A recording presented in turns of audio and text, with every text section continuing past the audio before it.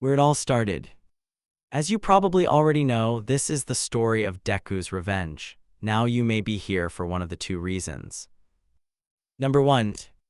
You're a psychotic ass who enjoys angst. Or, number 2. You have nothing else to fucking read and decided this'll be the best choice. Well, whatever the reason, I'd like to start off by saying welcome, you are in for a hell of a ride, because this story will be supplied with fuel from my very, very messed up stoner ass. If any of you would like to address me, please use whatever nickname you want, I'm not bothered. Without further discussion, I'd like to introduce you to our favorite innocent green bean, or as you could also describe him, Izuku Midoriya, or rather Deku. Deku is our beloved protagonist in this story. Let me start off by saying he was never quirkless, which is probably not what you were expecting. In fact, Izuku always had a quirk. But why was he bullied then, you may ask? You see, Izuku was really bullied for no reason his whole life. Maybe it was his kind persona which made him easy to pick on, or maybe it was internalized homophobia, if you know what I mean, asterisk cough cough gay asterisk. But the most possible reason he was bullied was quirk discrimination. You'll have to read further to understand. Anyways, this story isn't based of romance, dear readers. It's filled with corruption and jealousy, sprinkled with a little bit of blood and death. Don't forget a dusting of insanity. We start our story with a little boy at the quirk doctor. Cliché, I know, just hang on, it'll get interesting. It seems your son had a mutation-type quirk. Miss Midoriya, the bald man who looked like a fucking potato, informed while sitting in his chair, weird circular glasses framing his round face. The small Izuku by her side brightened at the news, delicate emerald eyes shining inquisitively. That's amazing news. Please can you tell us more? Inko grinned, ruffling her son's unruly mop of adorable bushy forest green locks. The man hummed and looked at his notes, fiddling a little with his curled mustache that looked strangely similar to pubis you'd find on a ball sack. Brilliant description, I know. It seems his quirk is very different to yours. Izuku should develop wings which resemble that of a bat's. It is also possible that he would gain other abilities with this, but it's hard to tell since this has never been seen before. It's been 3 days since their visit to the quirk doctor. Inko, like the brilliant mother she is, was monitoring Izuku's quirk like crazy. The small boy would often complain about a pain in his back, to which the mother responded by giving him medicine and rubbing ointment on the sore spots. One morning, our little protagonist woke up screaming in pain. His mother, startled awake, rushed to his room to see the boy with tiny webbed wings on his back. Along with this, Izuku's eyes seemed to be completely dead black, no pupil, no bright green color anymore, just a deep void of inky black, exactly the same like that of a bat's. Over the course of a week, the little boy had started to change. His mother went to sleep with him one night because claimed to have a nightmare, and poor Inko almost shit herself and ascended to heaven when she saw Izuku's dead black eyes glowing a vivid red in the darkness. However, when she turned the lights back on, his eyes were instantly black again. The little boy also claimed to see in the dark, often winning at a pain in his ears and being overstimulated by the smallest of noises. Then, a couple days, the tips of his ears became pointed and sharp, his nose becoming a little darker and twitching at the faintest of smells. Now, everything's going perfect so far, isn't it? A little too perfect. Well, I know from experience that happiness can be extinguished like a weak flickering match hanging perilously above a cup of water. And just like that, one day Izuku's flickering match was gone. A freak like you is applying for UA, none other than our explosive blonde Katsuki Bakugo obnoxiously roared, his feet propped up on his desk as everyone laughed at the poor boy. He cringed at the loud noises and pulled out some ear muffs from his bag. Izuku's senses were incredibly heightened and he carried these everywhere if the surroundings got too loud. Izuku desperately willed the situation away, squeezing his eyes shut as he tightly pressed his wings against his back out of fear. Suddenly, an explosion sent him hurtling off his desk, making his ears ring as Izuku fearfully looked up at Bakugo stood in front of him. "Don't bother applying to the school, freak, you'll never be accepted there." And he was right. Izuku was never accepted for who he was. Even the teachers the day he turned up for the exam looked at him in disgust, their eyes clinging to him like flies to a light source. To many of the students' dismay, the boy aced both exams with flying colors, the speed and reflexes of his flight and enhanced senses proving quite powerful. On his way back home, Izuku happened to be followed by Bakugo and a few friends he had made that day. Izuku was eager to tell his mother the news. He knew she'd be proud. "Mama said she'd make my favorite food if I passed. I'm so excited. Not many people liked me, but that's fine. It's been the same my whole life, so whatever," Izuku thought with a sigh, holding his yellow bag in his hand since he couldn't fit it on his back because of his wings. "Hey Deku." With that one statement, Izuku's heart dropped in an instant, his body instantly remembering the amount of torment he had endured from the blonde his whole life. He couldn't even move. Izuku was terrified. He yelped when a hand was placed on his shoulder, squeezing his shoulder blade roughly and making the boy sense in pain. "What's wrong, Deku? Can't handle a little pain." He was wrong. The green teen had a fucking phenomenal pain threshold, in fact. Years of beatings making his body grow numb to pain, except his wings, of course, they were incredibly sensitive. The reason it hurt was because one of the robots shattered his collarbone and Recovery Girl refused to help him, claiming that she was simply too busy to deal with his injuries. "I told you not to apply to UA, didn't I? Why would a freak like you become a hero?" He growled and pushed Izuku to the floor, kicking his side as two other figures appeared behind him. "Hey Bakubro, is he the weirdo you were talking about?" Kirishima grumbled while nudging Kaminari in the arm, cracking his knuckles. Izuku's black eyes widened with fear as three tall shadows now loomed over him. "I should make a run for it," he thought in a panic and scurried off the floor, opening his wings quickly and trying to take off. He only got about half a meter off the floor before his ankle was grabbed and the person swung his body in the air and slammed his back against the brick wall.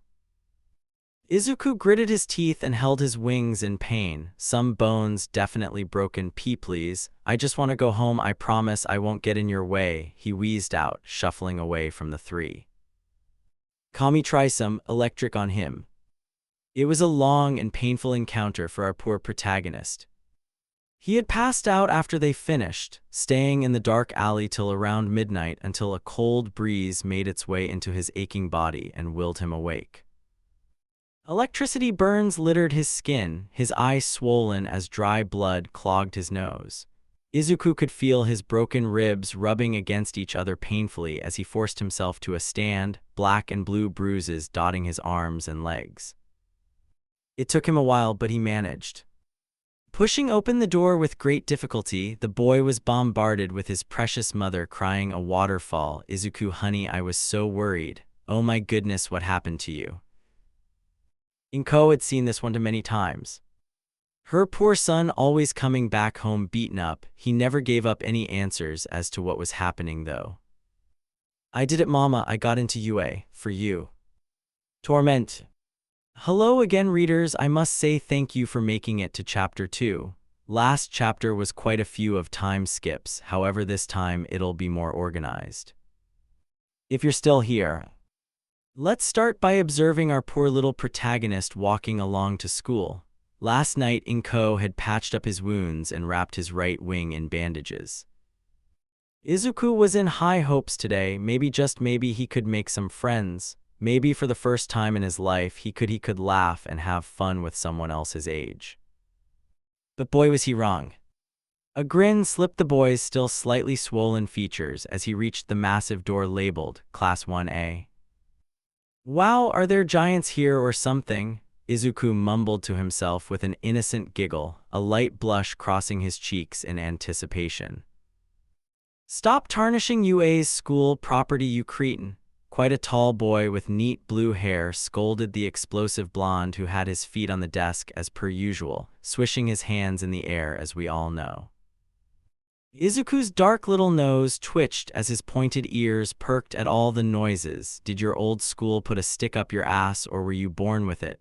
Bakugo grunted, glaring at the iconic Tenya Iida.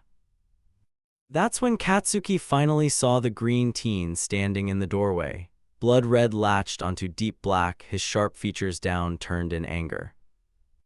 Izuku was snapped out of his trance by someone lightly tapping on his shoulder. The boy whipped around to see a short girl with brunette hair and a round face.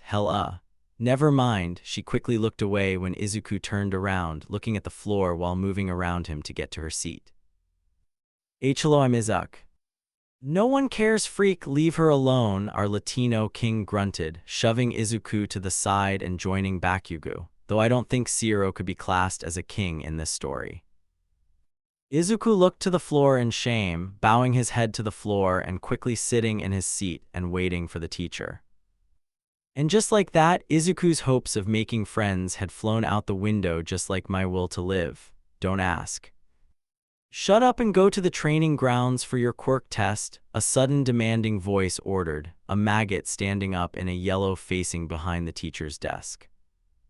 Yep, you guessed it, the maggot is our favorite hobo cat-obsessed insomniac Shota Aizawa. I mean, who could blame him for wanting to sleep all the time? It's not like I would want to deal with Class 1A's shit either. Everyone was startled by the man who suddenly revealed himself by stepping out of the yellow sleeping bag, revealing his hero suit and long black hair.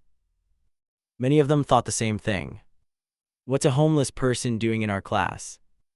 But Izuku was secretly fanboying to himself at the back of the classroom where his secluded desk sat, his face brightening as he recognized the man as the underground pro eraser head. Well, what are you waiting for? Go, he repeated, sending the students scattering out of the classroom to get changed for the quirk test. Not to his surprise, the boys didn't let Izuku change with them. They locked him out with just his gym uniform, leaving him in the corridor. Tears pricked his black eyes, but he pushed them away desperately and changed in the bathroom instead, making him a little late to join everyone on the field. Izuku's gym uniform contained large holes in the back to create space for his thin leathery wings, except for that it was the same. Though, Izuku still couldn't fly yet because his right wing was still recovering from Bakugo the other day. You're late, Aizawa narrowed his eyes when Izuku nervously blended into the crowd. Sorry, sensei. It won't happen again, he meekly responded, gaining a few mocking laughs from the boys. Alright, that's enough, Bakugo, come here and throw this ball as far as you can. Using your quirk, Aizawa commanded. A large, obnoxious grin crossed his face. We all know what happens next, don't we? As a result, I won't bore you with such meaningless descriptions. All that was different really was the fact Izuku scored much lower than he would have because he couldn't fly. However, he still came around the middle because of his enhanced senses. A rather short boy with balls on his head wailed sorrowfully upon seeing his name at the bottom. Yep, you guessed it, it's min*ta, the perverted grape we all know and hate. So dear readers, I will be doing you a favor.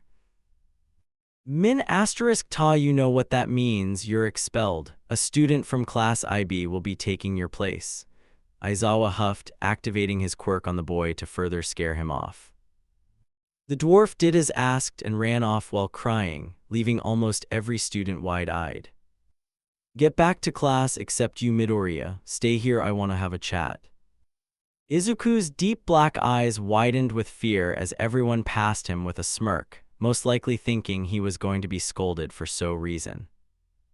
But this time, they were the ones that were wrong. Maybe Lady Luck was on his side today. Maybe Izuku could rely on someone for the first time in his life. Come closer, Midoriya, Aizawa sighed and gestured the boy over to him. Izuku's wings were tightly pressed against his back, his eyes averted nervously to the floor in fear. Aizawa narrowed his eyes in confusion. Izuku took a step closer and looked up at the male with his large bug-like eyes. In all honesty, Izuku looked adorable. Some people were just too blind to see that. Aizawa decided to test his theory. As Izuku looked at him, he rose his hand and pretended to slap him, stopping just before it hit the boy's face. Just as expected. The boy flinched terribly, his wings instinctively moving to protect his body despite one being broken. He squinted his eyes ready for the blow, hands scrunched to withstand the hit, but it never came. "Midoriya, who's been doing this to you?" Aizawa asked in a worried tone. He's only met this boy for a couple days but would do anything to protect him already. Izuku's eyes started to prick with tears once more. What was this unique feeling? It felt so foreign, being cared for. It's no one, I just got hurt during the exam. Cut the bullshit, if so why didn't Recovery Girl heal you? He stated in a firm tone, eyeing the boy's injuries. As she said she was too busy, Izuku mumbled whole, twiddling his fingers, looking at the floor again. If you won't tell me now, I'll get it out of you another day. But for now, I'm taking you to Recovery Girl to get healed. With that, Aizawa grabbed the teen's hand firmly, leading him out of the training grounds and eventually to Recovery Girl's office. He knocked gently on the door and pushed Izuku in front of him, a short, stacked woman waddling over to them with a cane in hand. She ignored Izuku and decided to greet Aizawa instead. "Hello Shota, what could I do for you?" she asked in a sickly sweet tone, ushering them further into the room. "I'd like you to heal Midoriya, please. I'm surprised he's even standing with the pain he's probably in with these injuries," Aizawa informed, gently taking off the bandage on his thin leather wing. Recovery Girl inwards scowled and patted the medical bead, Izuku obediently sitting down. She proceeded to kiss his forehead and recoil afterwards, fiddling with some paperwork without another word. "Feel better?" Aizawa asked with a soft smile, seeing Izuku cautiously flex his wings and smile gratefully. "Take care of yourself, kid. I'll be looking after you from now on. Unfortunately, there are some things in this world which cannot be protected. And Aizawa would understand this very soon." Murder. Hello and welcome to the third chapter. This is where shit kinda gets interesting. So if you had the patience to actually stick with this piece of crap story, you're stuck now. Evil laughter. "Yeah, I know I'm not funny, just let me have my moments, okay? Anyways, let's get on with his shit because my life is going down the drain and I don't want to study for my A-levels. So this is basically my excuse from studying. I mean, can you blame me? Who in their right mind would study? Except the mentally stable people, of course, but I'm quite far off the mark there. Anyways, we start off by seeing our beloved Izuku sat beaming at the presence of the one and only All Might. He had just entered the door a second ago using the sarcastic line, "I am walking through the door like a normal person." Like, bitch, no one finds you funny, just introduce yourself normally, bitch might. Like I was saying, Izuku, being the adorable fanboy he is, was practically vibrating his seat, about to take off into space any minute now. As All Might introduced himself, a piece of crumpled paper was chucked at Izuku's face, handing directly on his desk. Izuku looked around and saw everyone staring straight forward, so he didn't know where it came from. He sighed and opened the paper.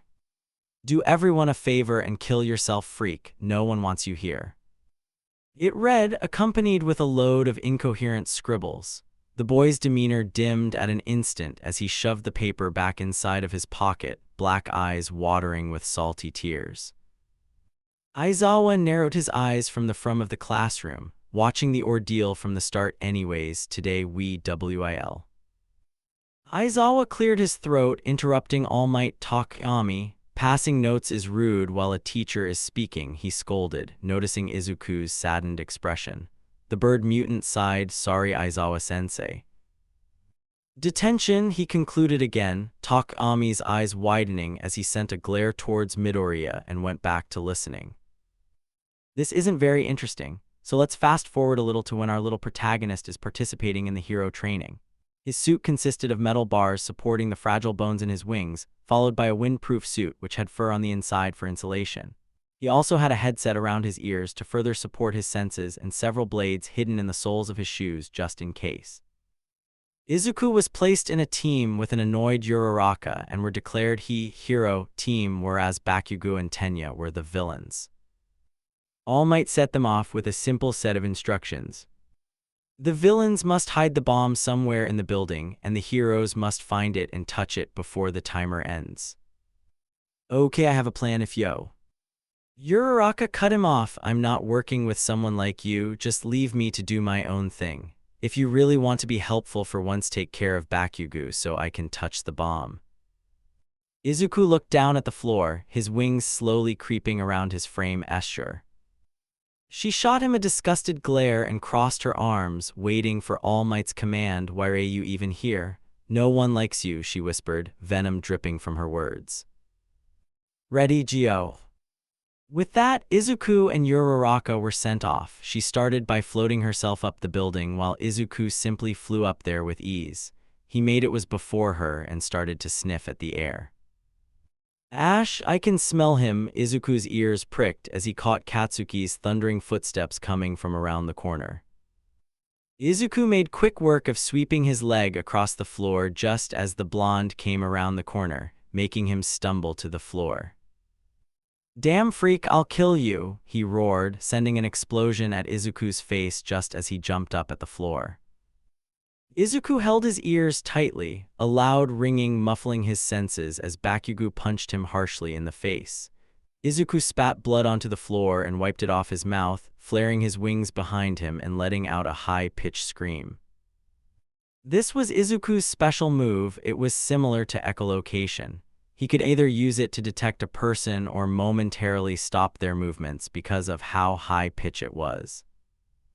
Bakugo stumbled back while shaking his head. Izuku used this to take his capture tape and wrap it around the blonde's arm. Bakugo has been captured, All Might announced through the megaphone. By the time he realized what was happening, Izuku had already flown off to find Iida. I'll kill you, freak, just wait till tonight, he angrily warned, watching Izuku's figure disappear upstairs in a split second. Izuku shook off the awful feeling of dread and made it upstairs by following Iida's smell to locate the bomb. He was met with Uraraka hiding behind the door while wondering what to do because he had moved all the debris so she couldn't use her quirk. Hey, go away, I'll win this, she hissed, shoving Izuku out of the way. However, he didn't want to lose, so the boy swiftly flew above her and into the room, making use of his silent flight to go unnoticed by the male and touch the bomb with ease. Hero team wins, All Might announced again. Many of them vowed to make Izuku pay. They were simply jealous little bitches who couldn't accept that someone who looked a little different could be better than them. As the day went on, Izuku was also picked on at lunch. Monoma and some of the Class 1B students knocked his tray over and almost the whole cafeteria bursted into laughter, the ones who weren't laughing just secretly judging or ignoring him. Izuku ended up flying to the roof in order to eat whatever was left of his lunch alone, staring out at the school grounds through tears. This left Izuku to believe that he truly was hated by everyone. The bad thing was he didn't even know why. He thought his life was pointless. Was there really any point in continuing? As these questions circled his mind, his mother popped into his thoughts, her kind and caring smile vividly shining. This gave Izuku the motivation to carry on one more day, though he didn't realize that this motivation would be gone sooner or later. The rest of the day continued as usual, normal lessons such as English and maths filling the afternoon until it was time to go home. He was absolutely shaking in his boots, remembering what Katsuki said to him. I'll kill you, freak, just wait till tonight. He wanted to fly home, to be in his mother's safe presence as fast as he could, but that would be breaking the quirk rules. So he walked home as quick as possible, and unfortunately, Katsuki wasn't lying, and he had something absolutely horrific in mind. As Izuku turned the corner, they were already waiting for him.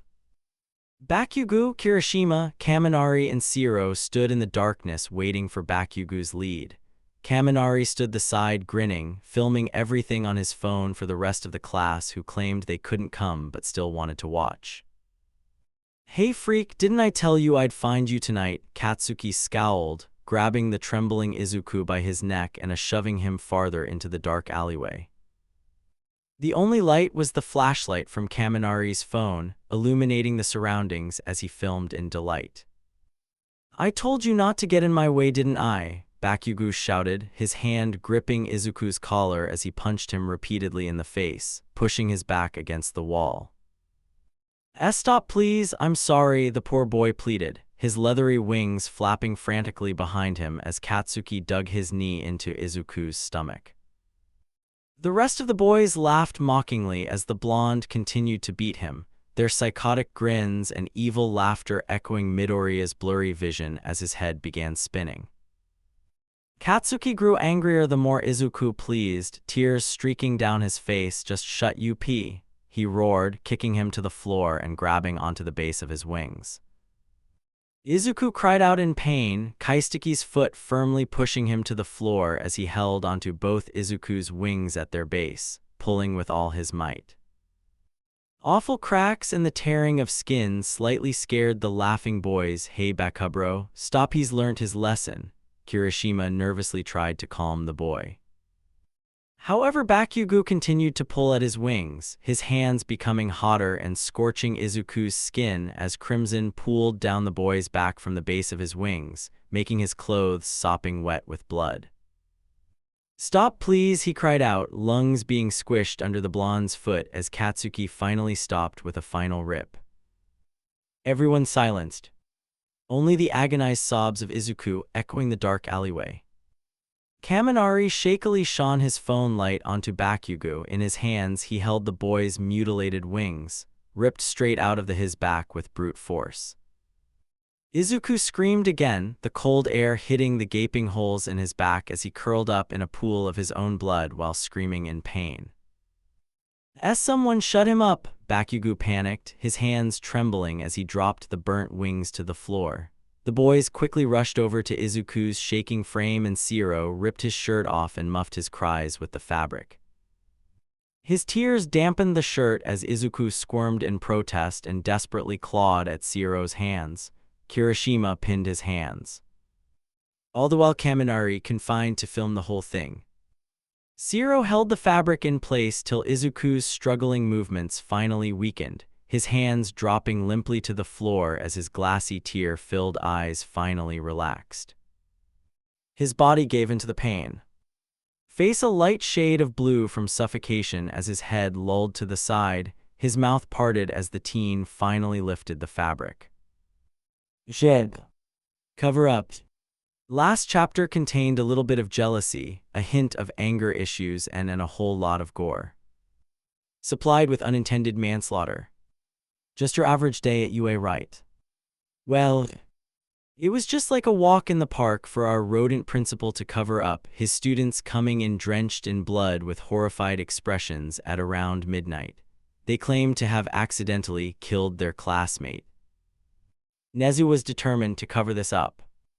However, he did need some help from his fellow teachers in order to place all the paperwork accurately. Which is why we're starting off by seeing Nezu and the rest of the teachers at UA gathered at an important meeting, a thick tension hanging in the air. What's so important that morning lessons had to be called off for? Aizawa groaned, dark bags under his eyes being the result of his terrible insomnia. I understand, Aizawa, don't worry. Agreeing hums sounded around the table as Nezu finally clasped his little paws together and cleared his throat. First of all, thank you for coming so urgently. I trust the students will be okay in their classrooms for now, the animal started, his black beady eyes scanning the various pros, eventually landing on All Might in his buff form. So what's this about? Midnight spoke up, crossing her arms. Nezu sighed. Late last night, a couple of students came to me with a problem. Cementos looked skeptically towards the principal. And what's this problem? Aizawa, a few of your students took their joke a little too far. They seemed to film the whole ordeal and send it to their other classmates also, Nezu informed, now staring at the teacher. Aizawa raised his head at this, his interest piqued. Which students? And what joke? He firmly asked, wanting to get to the bottom of the meeting. Nezu simply sighed. The video is still circulating your class. I must warn you that it is graphic. The principal spun around in his chair and clicked a little remote, a video being projected onto the whiteboard for everyone to see. Yo, Kami, you got your phone, a chuckling voice assured, followed by a hum and another round of laughter. The camera quality wasn't great since it was filmed in the dark, the person holding the phone moving a lot so it was blurry. Make sure you stay still, dude, the girls wanted us to film it, another hushed voice whispered. Yeah, I got it, chill. Then the camera was stilled, showing 3 other figures in a dark alleyway. Shut up, morons, he's coming. Just then, the camera focused on a smaller figure walking past the alleyway. His features weren't clear, but you could see the outline of neatly folded wings and fluffy hair. Aizawa paled as his eyes widened in fear, recognizing the figure as Izuku. Dread washed over him. Izuku hadn't turned up to school this morning. He continued to watch, anger festering inside him as Izuku was grabbed by his neck and hoisted into the alleyway, proceeding to be beat up by someone with spiky hair. It wasn't hard to figure out it was Bakugo. Shut up! Katsuki suddenly roared when Izuku started to plead for him to stop, the boy being thrown to the floor as Bakugo stepped on him while wrapping his hands around the base of Izuku's wings. You could see the smoke coming off his back as Katsuki pulled and pulled, the sound of skin tearing and snapping of bones making most of the heroes cringe. They continued to watch in terror as Izuku's wings were ripped straight out of his back, leaving the boy screaming in pain in a pool of his own blood. Someone shut him up, Katsuki screamed, his voice trembling with visible regret as the camera started to move rapidly, just making out the last moments of Izuku till he suffocated by Shiro's hand. Finally, the horrific video ended, Nezu clicking the button again and making it disappear. Everyone was frozen. They weren't sure what to make out of the situation. This mustn't get out to the public. The students who killed Midoriya have told me where his body is. I need you, Aizawa, to go there before it is found by another hero or civilian. Nezu had a look of seriousness on his face, determined to keep UA's reputation at top peak. Aizawa shook his head in disbelief. It felt like he had just been crushed from the inside out. Shota, Nezu repeated, threading his paws together again. I agree with Nezu. This is to be ruled out a missing persons case. We need to get rid of the body in order to protect our students. All Might agreed. To be honest, he didn't really like Izuku very much anyways. Aizawa finally snapped, his anger and sorrow getting the best of him. This is outrageous. Do any of you not realize how serious this is? We just watched one of my students get brutally tortured before being suffocated to death, and you want to rule this out as miss. Shota, Narumi interrupted, slamming her fists on the table while standing up. Mike attempted to silence Aizawa but received a cold glare, making him shrink back into his seat. What's done is done, Shota. The best we can do now is look out for our students' safety, Midnight continued, finally sitting back down. Aizawa visibly sighed with anger, his fists clenched. Please, can you go to this location and retrieve Midoriya's body? You're the best at stealth, Shota, we need you, Nezu repeated, watching the man try to calm himself. Fine, he forced out through gritted teeth and left the room, slamming the door behind him. It only took the pro 10 minutes to find the location by following the GPS on his phone, landing silently on the edge of the building and looking down on the alleyway. As soon as he did, the man's heart dropped. He wanted to cry and mourn the loss over his student, but his inability to express emotions left him a hollow void of sadness and rage. Aizawa jumped down to get a closer look at the scene. Izuku's body lay curled in a fetus position in a pool of his own dried blood. Tear stains streaked his stone-cold, pale skin, his mouth hanging open as dead black eyes stared directly at the sky. His wings lay discarded a little bit away from the body, the fragile skin connecting bones burnt and torn in an awful fashion. Aizawa slapped his hand over his mouth, the putrid smell of charred flesh mixed with metallic blood clogging his nose. Aizawa gently moved Izuku's body to the side while pinching his nose shut, inspecting the horrific deep red holes on the boy's back. "Oh my god, Izuku, I'm so sorry." Seeing it in person was so much worse than he couldn't thought. Aizawa knelt down in the dried blood, his eyes stinging with tears, but somehow none came out. He picked up the boy's body with shaky hands. What a horrible demise, he couldn't think of anything worse. The teacher cradled his student's body sorrowfully, softly stroking his hand through Izuku's knotted forest green hair in a comforting motion, as if trying to put his soul at rest.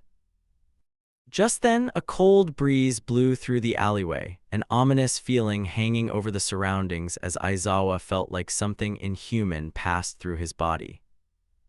It made him scared. The pressure was immense. Like a boulder was just placed on his shoulders. Aizawa quickly stood up, the hairs on the back of his neck standing up in alert as he carefully wrapped Izuku's body and wings in his capture before heading back to UA as to not make a scene. Once he arrived, he annoyingly gave Izuku to Cementos, who was assigned getting rid of the body by hiding his body in cement underground. And just like that, Izuku is gone. Well, you know the story, he'll be back. In fact, he already is. His return. As we all know, Izuku fucking died. I'm so jealous, lol. And his brutal murder got covered up by Nezu himself, however. Aizawa was very much against the whole ordeal. We all know our cat-loving hobo man cares for his problem children, but let's just say he's lost all respect for his class. He was distraught, cleaning up the aftermath of a supposed joke which went much too far. What's worse was the class reaction to the teen's death, and Kaminari had no problem with sending the horrific video to both Class A and B. They laughed at it, praised Bakugo for his actions. They insulted and remarked about how weak and pitiful Izuku's last moments were. Nezu reported the boy to the police as missing. His image spread across the whole of Japan. Posters and ads were pinned as top priority. His mother was probably the most distraught. She cried for days on end. Inko didn't eat nor drink till she almost passed out from malnourishment. What was the most sickly thing was that UA kept feeding her with false hope, saying bullshit such as, "He's been seen around the south of Japan. All Might has made it his top priority to find him. We're sure he's fine." Inko believed it all. The time she spent not crying, she was out on the streets and handing out pictures, asking local police stations to check their security footage. She tried everything. That was, until one she sat alone in Izuku's room. She cuddled his blankets as if it were her son, burying her face in the fabric as her tears dampened the sheets. The green-haired woman jumped in surprise when she felt someone place a hand upon her shoulder. She turned around quickly, sore red eyes still stinging with tears. No one was there. "I'm safe, Mama. Please don't be sad anymore." She jumped again, swearing she just heard someone speak. Izuku, her voice trembled, looking at the desolate room through misty eyes. That voice sounded like Izuku's. A warmth suddenly filled her body as the faint outline of what looked like an angel sat in front of her on the bed. The figure had wings and pointed ears, their body glowing a white aura, however most of it was transparent. "Izuku, baby, is that you?" she repeated, reaching out her hand towards the silhouette. Inko gasped as the figure held her hand in his. Its touch felt warm, as if he were right there with her.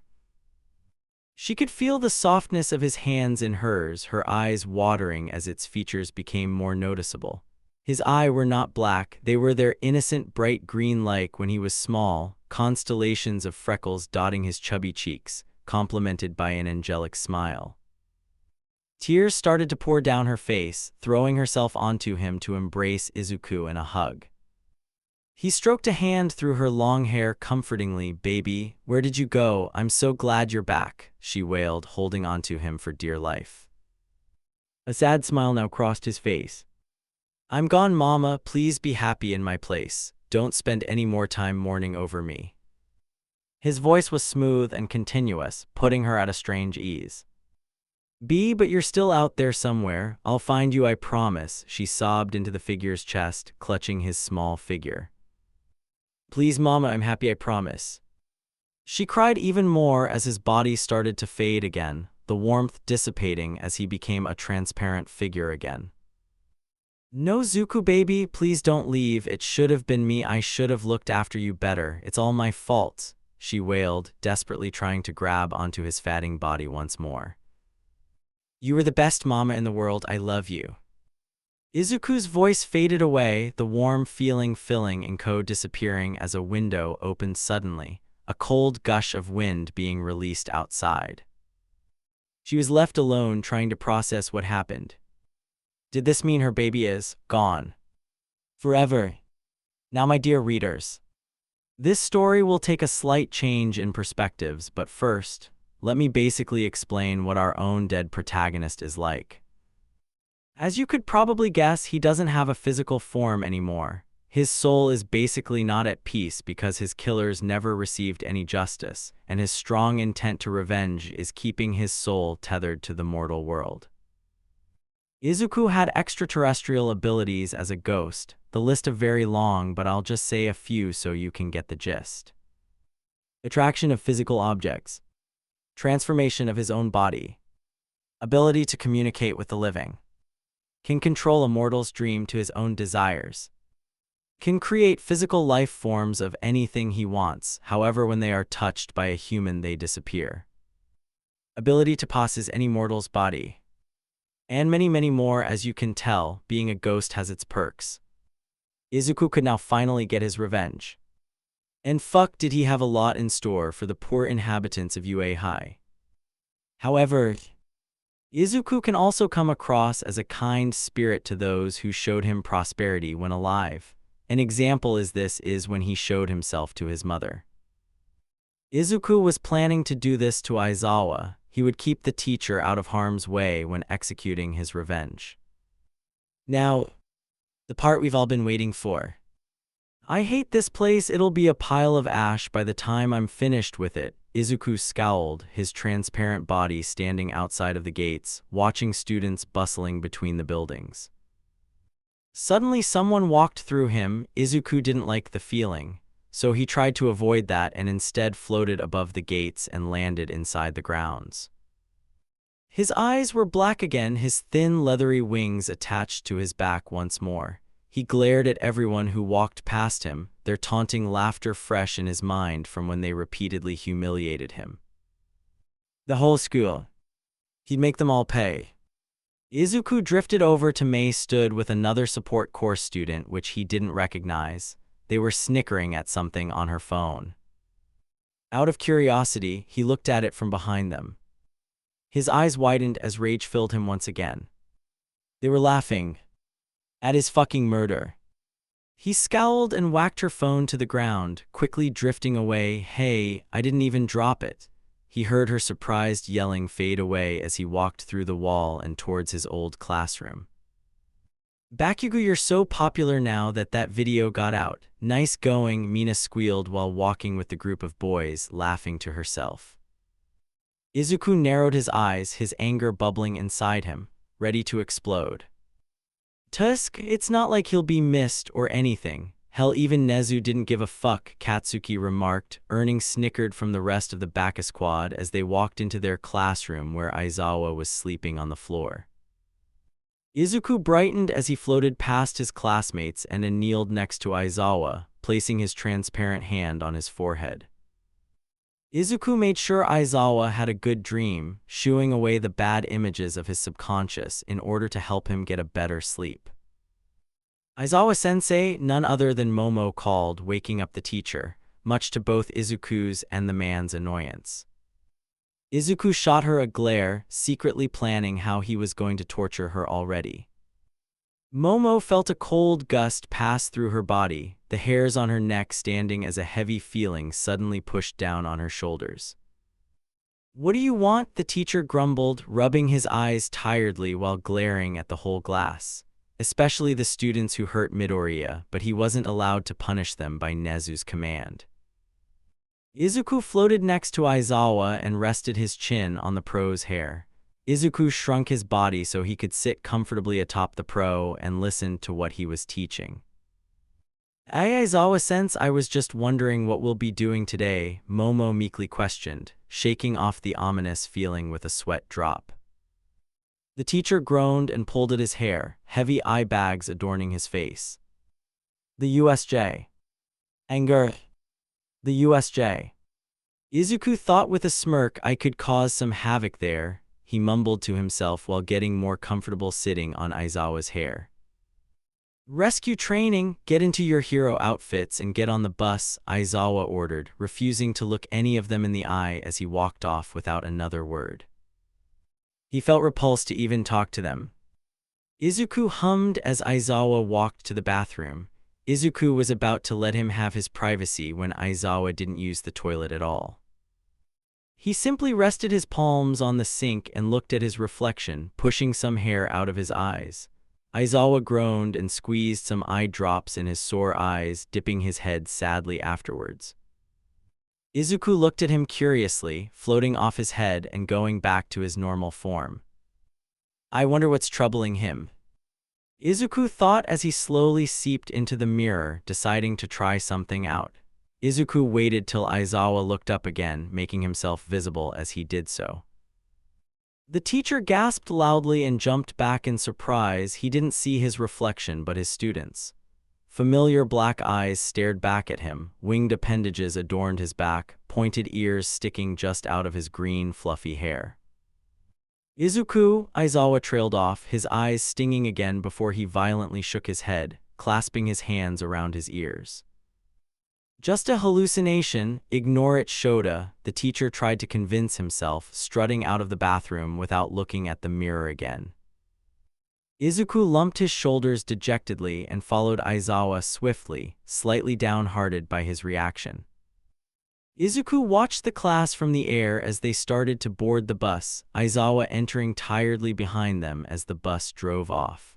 The ghost laid flat in the air as he drifted at the same speed at the vehicle, watching the passing clouds before they finally arrived. Izuku floated down to the ground and stood next to the two pros 13 and Eraser obviously. As 13 started rambling, Izuku decided to mess with the students a little. He let a grin slip across his face. He floated next to Bakugo and fiddled a little with his gauntlet. Izuku messed with the wiring so his explosions would backfire on himself. He was about to do something to Kaminari when concerned shouts caught his ear. As villains started to filter into the USJ, Izuku's eyes brightened as he floated close to Aizawa to make sure he was okay while taking out many of the low-level thugs. That eraser, he's wearing goggles so we can't see whose quirk he's erasing. So cool, none other than our crusty man-child, Shigaraki mumbled to himself, scratching at his neck a little panicked because he hadn't seen All Might yet. Be calm, Shigaraki, he'll run out of stamina before long, Kurogiri, the league's mother, assured the man-child, standing next to him along with the Namu. Shit, they just keep on coming, Aizawa thought to himself, being swarmed by even more villains. Just then, all of the villains stepped back in fear, their eyes locked on a massive shadowy figure right behind the pro. A large Cheshire grin adorned the shadow's face, its eyes a bright red as long arms loomed over to them. Even Shigaraki was a little startled. Everyone gasped when a villain who was about to attack Aizawa from behind was thrown into the air. It was like he was levitating. The villain screamed as its limbs were pulled at all different directions by the shadow's arms, the sounds of breaking bones echoing around the ground as its arms were torn first, followed by its legs. Blood rained down on the ground like a horrific storm, showering the remaining villains in a sickly crimson masterpiece. Aizawa's eyes widened as the remaining body of the villain was thrown to the floor. The shadowy arms then reached for the rest of the thugs, throwing them all into the air and ripping them to shreds with ease. Aizawa took a step back as the arms became invisible again, almost as if nothing happened. Kurogiri, get him, Shigaraki screamed, assuming Aizawa had something to do with how they were all massacred so easily. A portal suddenly opened under Aizawa, but he didn't fall through as expected. He was floating. Aizawa was placed on the floor completely unharmed. Shigaraki panicked a little, looking at the remains of the villains scattered on the floor. "Whoever you are, better show yourself." "Mister, I need some lip balm," screamed. If it wasn't Aizawa, then it must be a student with some sort of telekinesis or shadow manipulation. He was so confused. This power and overwhelming aura was intense.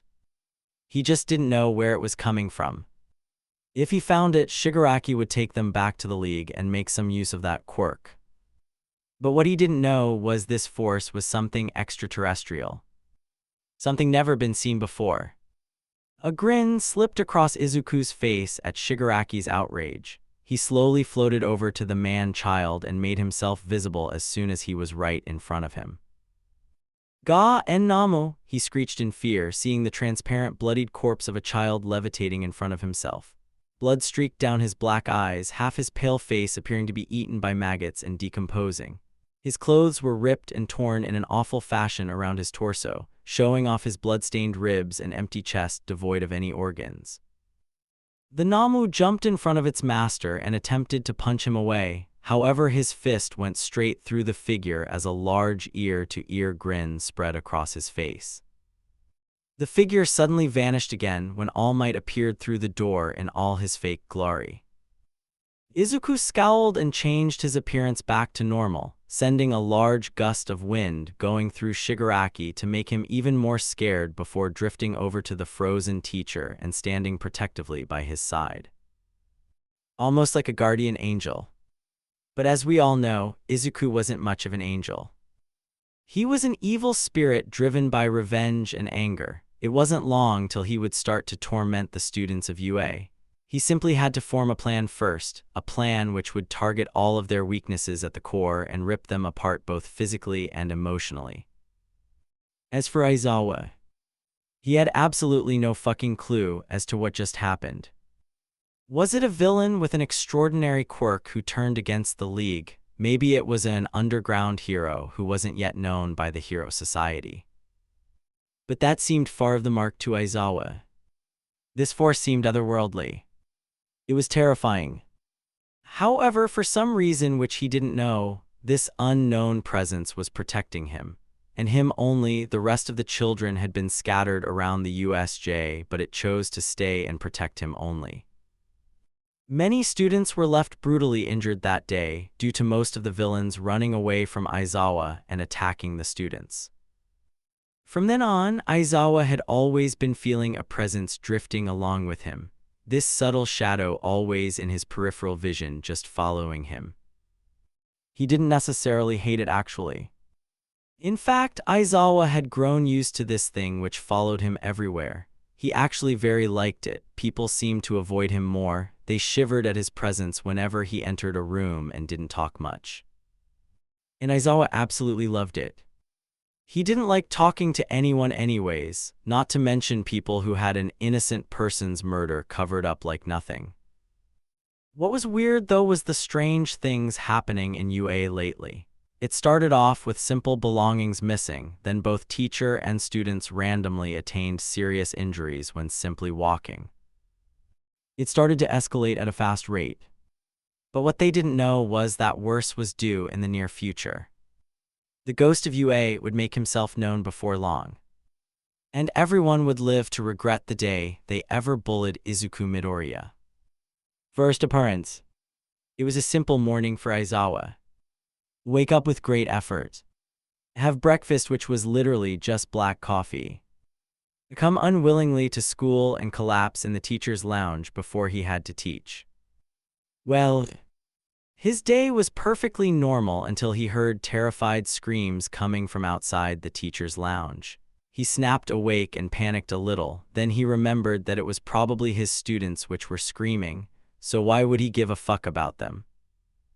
However, he also remembered that there might be a possibility he could get sued. So out of spite, Aizawa groggily made his way to the screams. He didn't care for these children. They were villains for all he knew. Murderers. Many students from different classes crowded his classroom, the screams dying down to mere fearful mumbles and contained whispers. Move out the way, Aizawa ordered, activating his quirk to scare all the children off. Once again, they feared the teacher because of this ominous presence lingering over him. Nod stepped to the side, feeling a gush of wind pass through them as Aizawa walked into the classroom. The teacher froze. His whiteboard messily splattered with crimson letters all jumbled up in different places on the board. The sinister letters dripped what looked like blood into tiny pools onto the floor, streaky stains trailing the wall in a terrifying art piece. It looked like some sort of code that needed solving, fingerprints and hand marks smeared across the letters to make them less readable. Who did this? Aizawa yelled, irritated, assuming that it was some kind of childish prank. The crowd of students stepped back fearfully, shaking their heads in denial. The teacher groaned and rubbed his forehead. Get Nezu, he ordered. Aizawa would have to report this. The class red nodded his head and spear off down the halls. Before we knew it, none other than the mouse, bear, rat thing was stood on Midnight's shoulder inspecting the scene. He raised a paw to his little chin and hummed, motioning Mike to shoo the students out of the room. The pro did as asked and closed the door, waiting for what the principal said next. We need to report this to the detective. It may just be a hoax, but this liquid looks too real to brush off, he informed, tail swishing curiously behind him. Aizawa rolled his eyes from behind them. They report this, but not a fucking murder, he thought with a scowl, burying his face into his warm scarf. As for a certain ghost, he was cackling at their reactions, floating because Aizawa while holding his stomach. They look so scared, that was hilarious. Oh tilde, I can't wait to do so much more, Izuku spoke to himself, drifting over to the blood-splattered board while smiling. Laughter escaped his lips once again as he slowly rose his finger to the board. He pressed it down in a free space without any letters and making a little doodle of 2 wings out of the blood. The teachers gasped. There was no one there. Ah, the perfect explanation. An invisibility quirk. Taru, are you there? Midnight called. The door then opened and the invisible girl peeked her head out from the hallway, cautiously looking into the room. Why, yes. The teacher's eyes widened then. It couldn't possibly be her. Nothing, thank you. She shooed off the girl and put her attention back to the board, eyes scanning the little doodle which was just drawn. Nezu thought for a moment, making out the code and piecing together the doodle. It only took him 2 minutes to figure it out. I am back. Nezu spoke up, his fur standing on edge. Mike raised his eyebrow. What? It says I am back, the principal repeated, jumping off Narumi's shoulder and calling the detective on his phone. The teachers were left alone as the principal walked out of the classroom and ordered all the students to go back to class. They nervously did so after being promised answers in the new future. Aizawa let himself out, needing some time alone. He went to the teacher's lounge, which was luckily empty, and took his familiar futon right next to the coffee machine, reaching for a mug. Would you like some help with that? Aizawa jumped at the sudden voice and let go of the mug suddenly, however it never hit the floor. The mug seemed to levitate and be placed back on the coffee table afterwards. Aizawa racked his brain. No one is there. Shota, you're seeing things again, he tried to convince himself, however a certain someone wasn't happy with this. You're not going crazy, Aizawa sensei. The male jumped again, rubbing his ears violently. Don't ignore me, sensei, I mean no harm. Well, I mean no harm to you. Aizawa looked around the empty room, activating his quick to see if this was the work of someone else.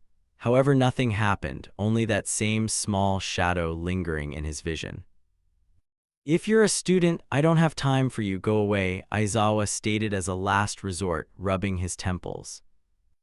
Oh really, but I'm the one who saved you at the USJ. Aizawa froze at the statement, the previous events flashing through his mind. That was you. The equi voice gave a hum. Finally, took you a while. The teacher was now on alert. This person was dangerous, extremely dangerous in fact, with an extraordinary quirk not to mention. Why can't I erase your quirk? Aizawa asked now sternly, standing up ready to defend himself when a force pushed him back to the futon. Suddenly, a transparent figure was standing right in front of the teacher, white-featured wings on his back, as skin as pale and soft as untouched snow became more visible. Bouncy green hair caught his attention, pointed ears and a sprinkling of freckles making Aizawa freeze. He looked like an angel. Was this really who he thought it was? Midoriya, why you're dead, Aizawa whispered in disbelief, reaching out his hand to see if he was really there. Izuku gently grabbed his hand, giving it a comforting squeeze. The one and only, who else would it be?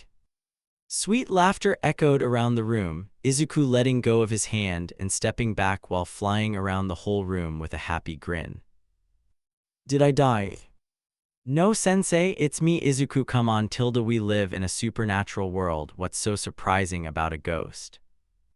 Aizawa rubbed his head, placing a hand on his chest to make sure his heart was still beating. Unfortunately, it was. Much to Aizawa's dismay. Midoriya, Aizawa whispered in disbelief, watching the ghost-like figure float around the room. Izuku came to a stop and floated next to the male, feathery wings curled neatly behind his back. You were intending to let me go, weren't you? I suppose that would have been for the best. The teacher raised his eyebrow, still trying to figure out the situation. Midoriya, I'm so sorry. If I could have done anything, I would, he mumbled, regret filling his voice as he looked at the angelic behind sat next to him. You've no need to apologize, and now that I'm here, would you like to punish those who killed me, those who laughed at my death on their phones? Izuku's voice was luring, setting Aizawa's mind at a strange ease and making his thoughts seep into mush. Of course I want them to be punished, they're just as much as villains in my eyes, they're murders. Aizawa placed his hand on his face, harshly rubbing his eye sockets. Izuku drifted in front of the male, his transparent hands clasped together happily. What do you say we work together, sensei? Ghost friend. It was around midday when the police arrived at UA. The detective did a forensics test from the request of Nezu. They managed to figure out that the blood fortunately wasn't human, the blood was of a deer, the body of the animal found impaled on the spikes of the UA gates. Needless to say, it scared the shit out of the whole of UA. The whiteboard was also tested for fingerprints. None were found. Class 1A was ruled off with yellow tape, the class joining 1B as the investigation went ahead. I'm going home since my class is being taken care of, Aizawa told Nezu blankly, exiting the office almost as quick as he entered. Nezu simply sighed and let the teacher be, knowing he was still getting over Izuku's death. You look tired, sensei. Would you like me to give you a good dream? Aizawa strolled out of the school and waved his hand in the air as a dismissal. No, it's fine, Midoriya. Let's talk when we get back to my apartment, he mumbled, looking a little crazy because it seemed like he was talking to himself. Can I help you get back home then? Aizawa sighed and rubbed his eyes. Only if you don't make it noticeable, he whispered to himself, looking to his side. Izuku made it so only Aizawa could see him, keeping up his innocent, angelic appearance around the male. The ghost smiled and placed his hand on the teacher's shoulder. To Aizawa, his body started to feel weightless. To others, it seems as if he disappeared into thin air. Well, here we go. Aizawa sighed as Izuku grabbed onto his arm and lifted him effortlessly into the air, flying above buildings as they arrived at the hero's flat in less than a minute. Taiadash tilde. Izuku made the male visible again and placed him safely on the futon in his lounge. Wow, thanks, the teacher breathed out. He could certainly get used to this. So Midoriya. The ghost turned his head to look at the male while floating happily around the room. He gave a small hum and drifted in front of him. How are you planning on punishing everyone? Aizawa wondered, looking curiously at the ghost of his student. He sank further into the sofa and buried his face into his scarf while waiting for a response. How about torture, then death? Izuku beamed, outstretching his arms into the air. Aizawa froze, then hummed. Of course he wouldn't blade Izuku. He did get murdered and ridiculed for all he knew. It's only natural that he would want revenge. And Aizawa believed they were villains. He had little to no remorse for those in his class and the others. So, maybe it wasn't such a bad idea. Come on, sensei, you saw how they killed me, didn't you? Izuku urged, looking into the teacher's dead black eyes. However, he was deep in thought, staying silent. Izuku simply sighed and floated to the kitchen, using the coffee machine in the corner of the room and filling up a cup of black coffee and setting it to the side.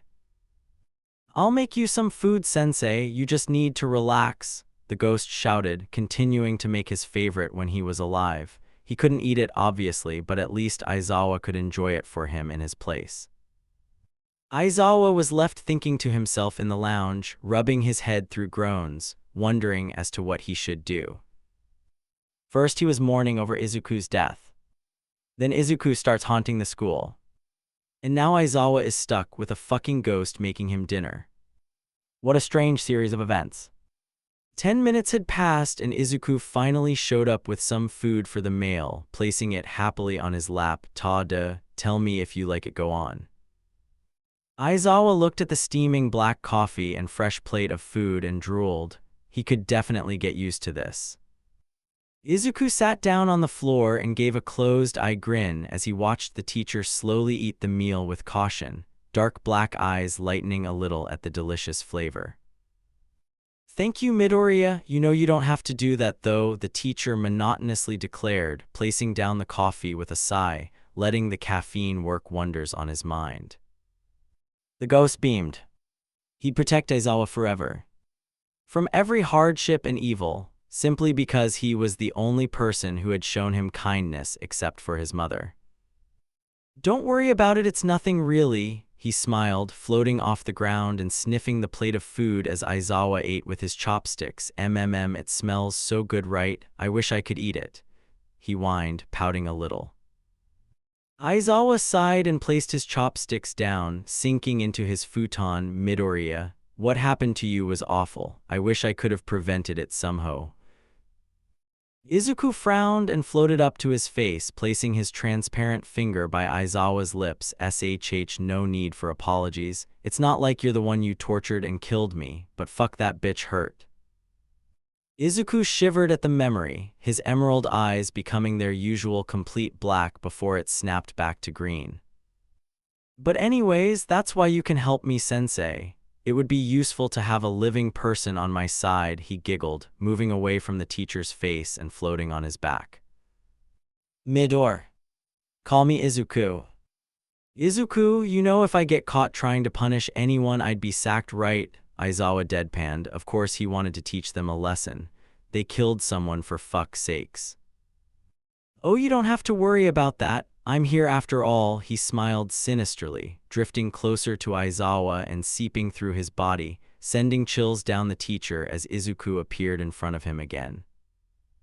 Aizawa rubbed his eyes, trying to ward off his headache again before Izuku suddenly pressed his palm on the male's forehead, a slight glow emitting from his hand before it disappeared. Aizawa's eyes widened as his migraine vanished.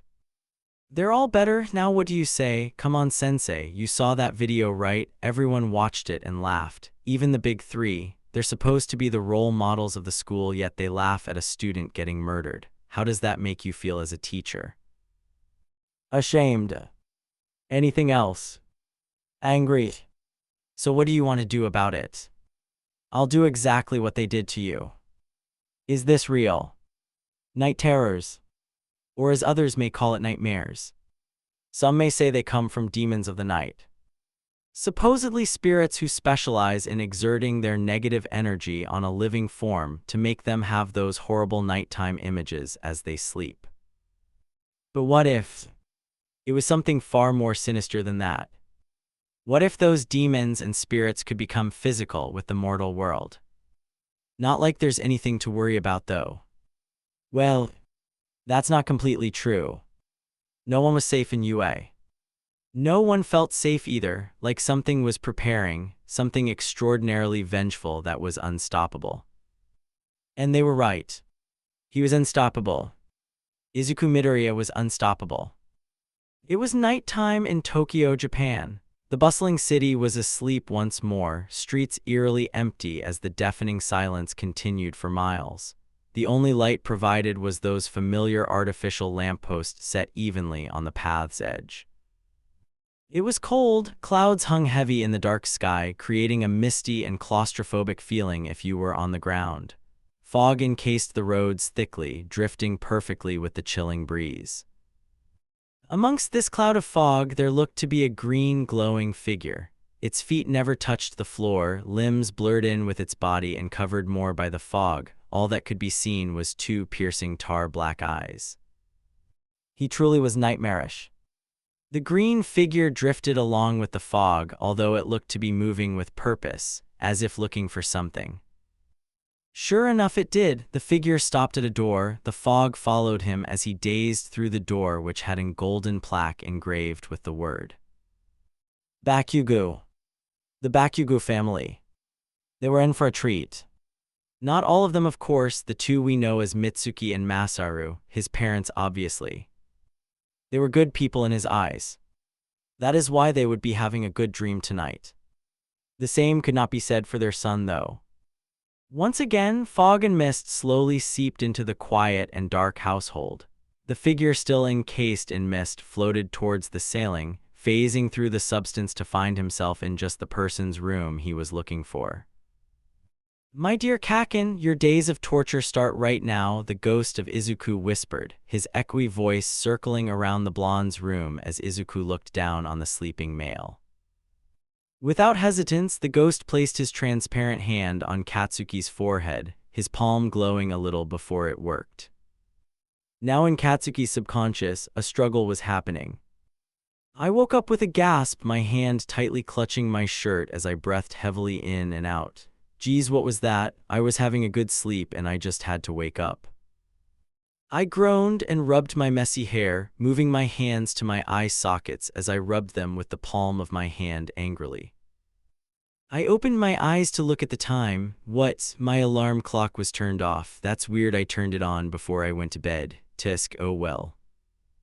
I groaned and hung my arm off the bed, clicking the socket to make sure it was powered on. I was about to bring my hand back up, I felt something wet drip onto my palm. I jerked backwards, my face turning pale as I looked at my hand in surprise. Red blood. I touched the drop with the tip of my finger. It's warm. But where did it come from? I shivered and wiped off the blood as I scrunched my face in detest. Gross. I'm probably just imagining things. I'll just go back to B. Turn around. I froze. What the fuck was that? The hairs on the back of my neck stood on end as I scanned my dark room with caution. Turn around. I couldn't. I felt like I was trapped, unable to move as the sickly familiar voice continued to ring in my head. I felt something light tap my shoulder, making me snap out of it and whip my body around to be met with nothing. I shook my head violently, clasping my hands around the back of my head as I scrunched my eyes shut. Get a hold of yourself, Katsuki. Kaken tilde, are you feeling scared? What? Kaken. This is all in your head, Katsuki. I gritted my teeth and started pulling at my hair, finally letting go after a couple of minutes had passed. Why am I here? I stifled a yelp and staggered backwards, my back making contact with the cold concrete brick wall. This alleyway. Deku. Please stop, I beg you. No. Please. Shut up. Stop. Fuck off, I screamed and lunged at the air, however something tripped me up as I fell into a puddle of liquid. My breath hitched as my heart rate spiked. Looking down at my body, I saw I was laying in a pool of blood, my clothes sopping wet with the gruesome substance. Why did you do this to me, Kaken? We used to be such good friends. What happened to us? I couldn't breathe. I looked down at my crimson-stained hands, tears pricked my eyes. I jumped as a small pair of slowing red shoes evaded my vision. I looked up immediately, being met with Deku. He was small, probably around 4 years old before he got his quirk. His body was glowing, bright eyes staring at me kindly. Kaken, here, let me help you. He outstretched his little hand, eyes gleaming with worry. This seems familiar. I looked down again. The blood had turned into fresh crystal like water. The distant shouts of children above me perking my ears. "Bakugo, hurry up and get here," one of my friends with wings shouted. My eyes widened. I looked back at Deku. His hand was still in front of me. I gritted my teeth, slapping it away. "What's going on, Fu?"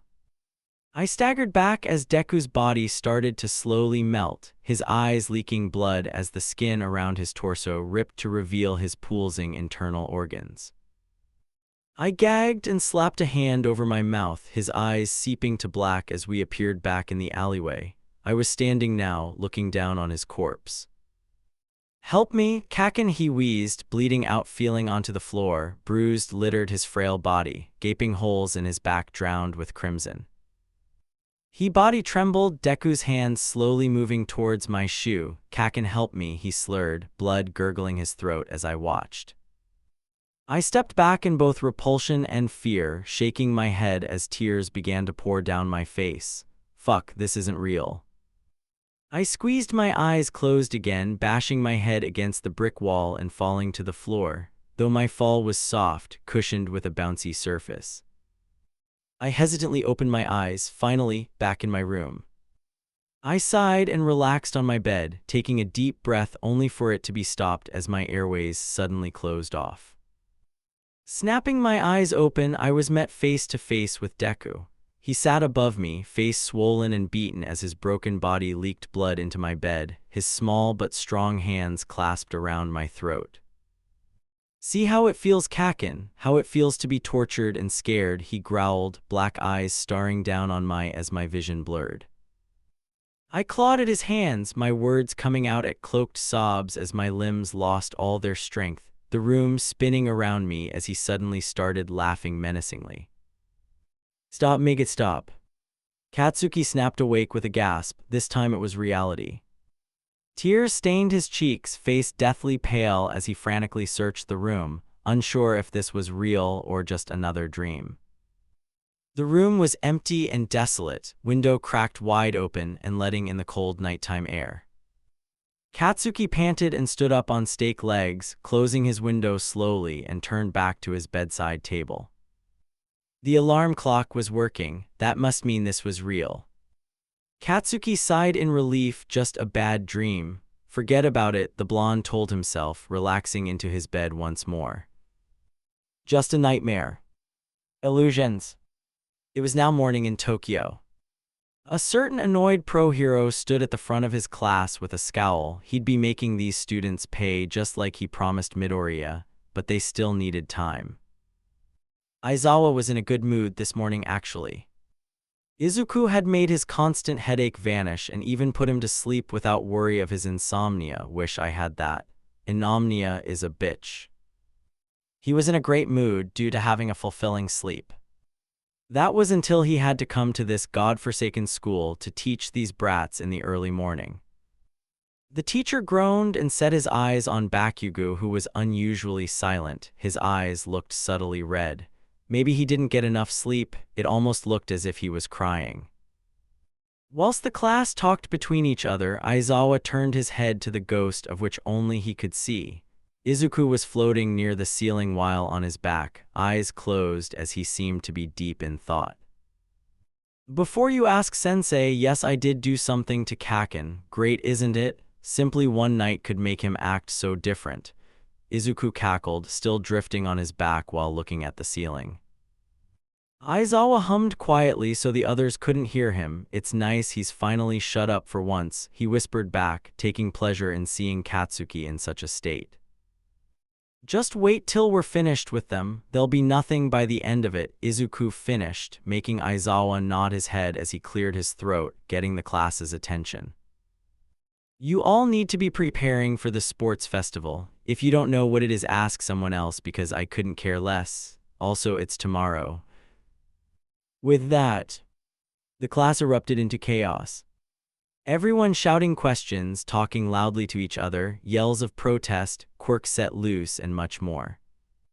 Shota sighed and rubbed his forehead. "Shut the fuck up or else no one here will be participating," he growled, Suddenly, a long, gaping shadow appeared behind the teacher as his hair started to float, making everyone literally shit themselves as the shadow gradually shrank into nothingness again. Aizawa let his familiar shit-eating grin cross his face as everyone silenced, turning around and sitting on the floor as silence loomed over the classroom once more. Head to ground beta, someone will be teaching you, I don't know who it is and I don't care. Aizawa finished and snuggled into the warmth of his sleeping bag, glaring at the students as they scurried out of the classroom in a huff.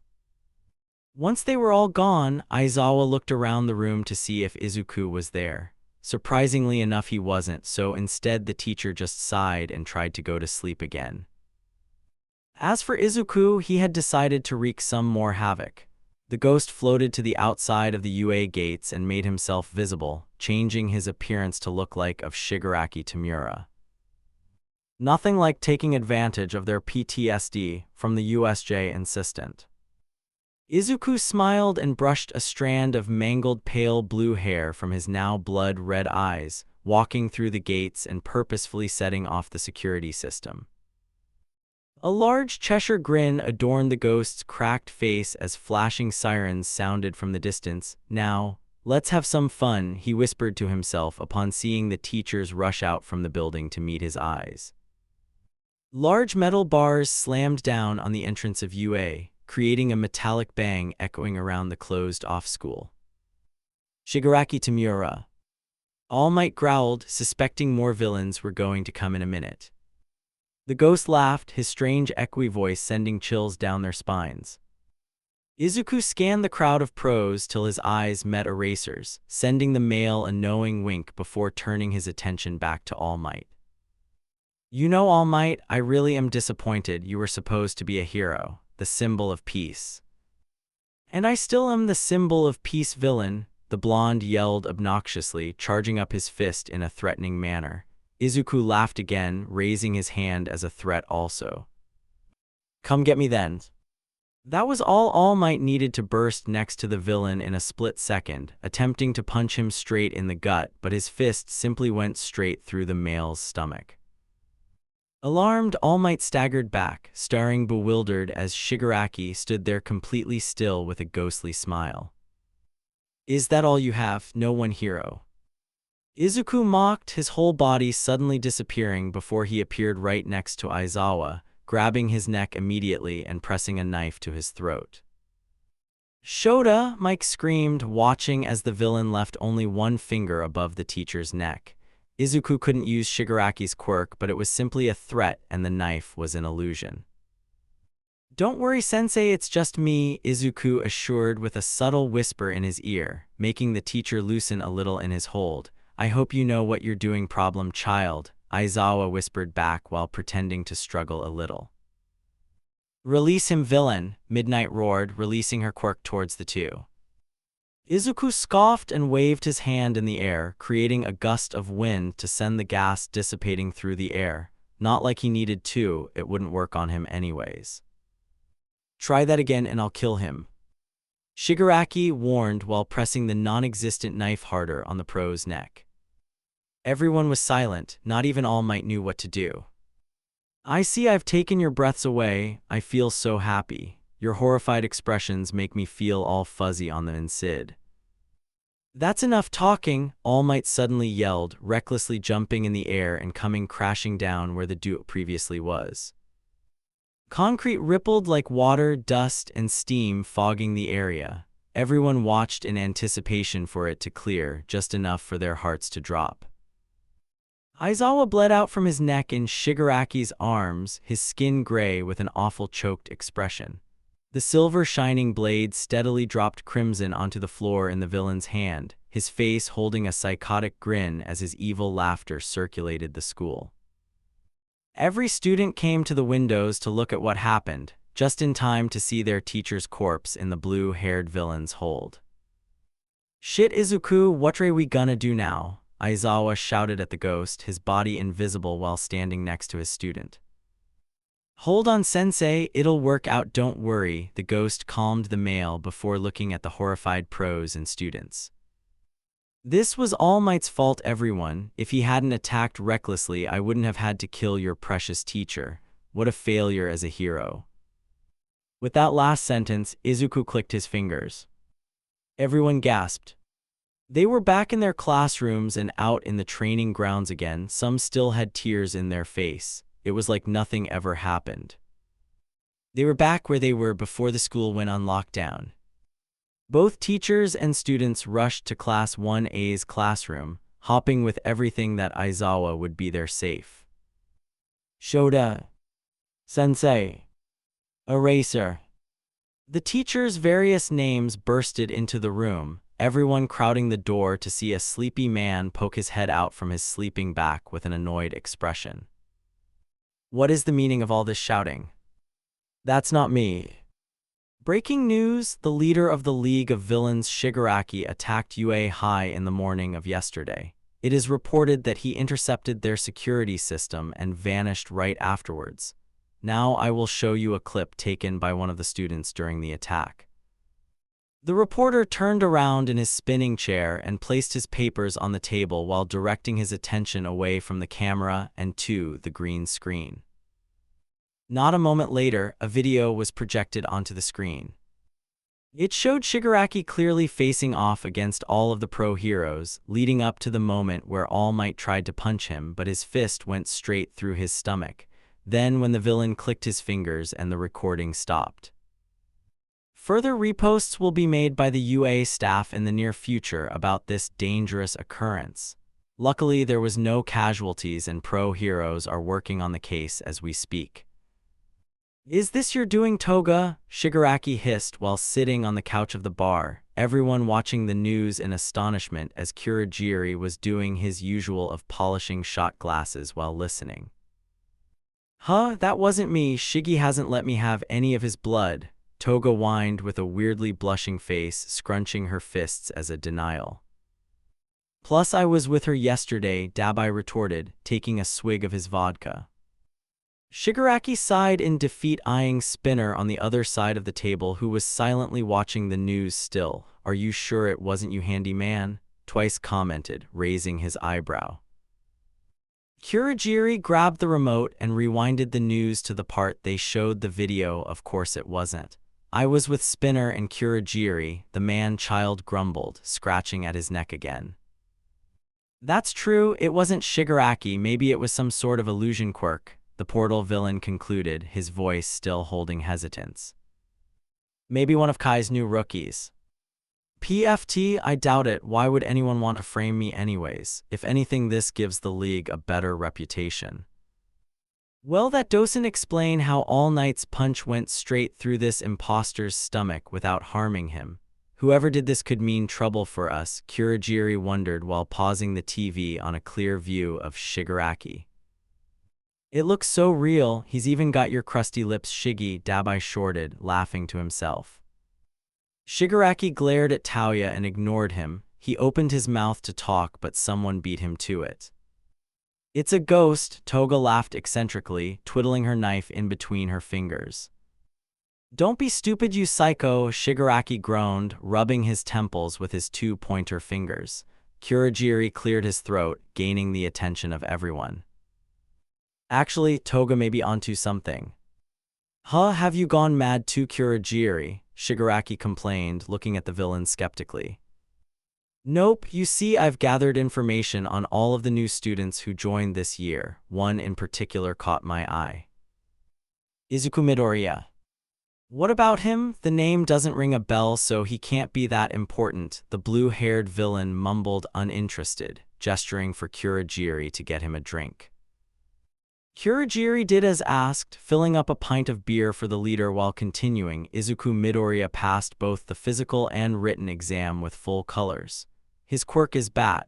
It's a mutation type that grants him flight, enhanced senses, and night vision and echolocation. So what, hurry up. You know that kid who went missing? He was all over the news. That was Izuku, Kurogiri informed, handing Shigaraki the pint. The villain's interest peaked at this, so did everyone else's as they went silent to listen. No leads were found, so he was forgotten by both the media and the heroes. His name was nothing but old news. Some even have theories as to what happened. Some say he ran away, others say he was captured by villains, others believe he was killed and his body was hidden. So what's this got to do with what happened at UA? Dabai wondered, listening intently. I believe he was somehow killed by someone in UA. They possibly covered it up with a missing persons case to protect whoever killed him. Heroes, all they care about is image and fame, Shigaraki growled, earning agreeing hums from all around the bar. I'm the past. Extraterrestrial movement and sightings have been recorded by the witnesses. It's really not that hard to believe considering we live in a world of superpowers. What if I told you ghosts and spirits were real? Kurogiri informed, quite happy with all the information he had gathered. I guess it's not completely unbelievable. Exactly, that's why I think Izuku Midoriya has been reborn as an evil spirit who is vowed to revenge. These spirits are called onryos. They are capable with harming, injuring, or even killing their enemies who have wronged them in their mortal life. Only when they've gotten revenge will their soul be at peace. Interesting, how does one capture this spirit? Shigaraki asked, staring into the portal villain's bright yellow flowing eyes. Kurogiri laughed. We must retrieve his body. Now, dear readers, we move in to observe where all this chaos stemmed from in the first place. Izuku. Nope. It's our dear Pomeranian with anger issues, Katsuki Bakugo. It was lunchtime at UA. Everyone felt experiment uneasy after what had happened yesterday. It confused everyone, even the teachers, so they chose to ignore it for now, even if they all felt as if something were watching them. Katsuki excused himself from lunch with his equally shitty friends as himself and went to the bathroom, hunching over the sink and splashing his sweaty face with water. Ever since that nightmare, Katsuki had been seeing things. Hallucinations. Yep, that's what he tried to convince himself they were. That makes me so mad. I'll kill that villain if he comes back, he thought to himself with a groan, splashing his face with the running tap water. While doing so, Katsuki froze when the lights in the bathroom suddenly went out, the tap running more violently. Bakugo growled lowly and tried to turn off the water, but to no avail. He tensed at the cold atmosphere that lingered in the bathroom and looked at the mirror. It was completely black, no reflection. Bakugo narrowed his eyes and looked a little closer. Suddenly, two black clawed arms seeped out of the mirror and clasped around Katsuki's head. "Gah, get off, I'll kill you," the boy screamed, terrified. However, the hands smashed his head harshly into the mirror, glass and splatters of blood covering the sink as the hands let go. Katsuki was knocked unconscious, his body falling limp to the floor as the lights were turned back on. Well, that was fun. A villain. A new day, a new torment. He figured the little playful torture wasn't enough. Izuku wanted more. He wanted pain. He wanted to experience their desperate sobs of pain and terror. He wanted to embarrass them and toss them aside like rubbish. He wanted to relish in their suffering. Today was the sports festival. As usual, Izuku was accompanying his favorite teacher friend up in the high tower where present Mike was spouting instructions. "Are you ready, Shota?" Izuku asked Aizawa with a grin, floating around the tower as Mike was rambling about nothing. Aizawa nodded his head and ignored the blonde pro, quite annoyed by his constant chatter. "Would you like me to cut his vocal cords? Do you have a headache?" Izuku asked with an eerily echoey voice, the white aura surrounding him getting a little darker. "No, it's fine, I'm used to it," Aizawa whispered back, turning his head to the side so it wasn't too obvious he was talking. "Hey Shota, who are you talking to?" Mike exclaimed, a large grin crossing his face. "No one, idiot. Pay attention, you need to start the final match," Aizawa pointed out with a groan, gesturing to all the students lined up to start the obstacle course after midnight had spun the wheel. You're right. As a result of me being critically depressed, half high on weed and my GCSEs around the corner, I'm going to skip to the end of the festival because why not? And first up we have Todoroki vs Scro, Mike screamed, indicating midnight to start their match. The woman smiled and cracked her whip, Go. With that, Scro instantly wrapped his tape around Todoroki's waist, spinning him in circles with a grin. Now it was Izuku's time to have some fun. Scro began to grow excited as Todoroki got close to the bounds. With one final glance, he saw something he tried so hard to forget. That faithful night when he suffocated his classmate to death. He was right there where Todoroki previously was, tangled messily in his own tape. His face was painted with blue and purple splotches, thick black tears streaking down his swollen cheeks as his back dripped crimson, messy green hair matted with clots of blood. A lump formed in Scro's throat, his whole face draining of color as he froze completely. Todoroki raised his eyebrow, everyone in the crowd silenced as Scro started to scream and back away from Shoto. "No, go away," he bellowed, frantically waving his hands in the air as Izuku slowly walked up to the teen and wrapped his hands around his throat. To everyone watching, it was as if Scro was running away from nothing.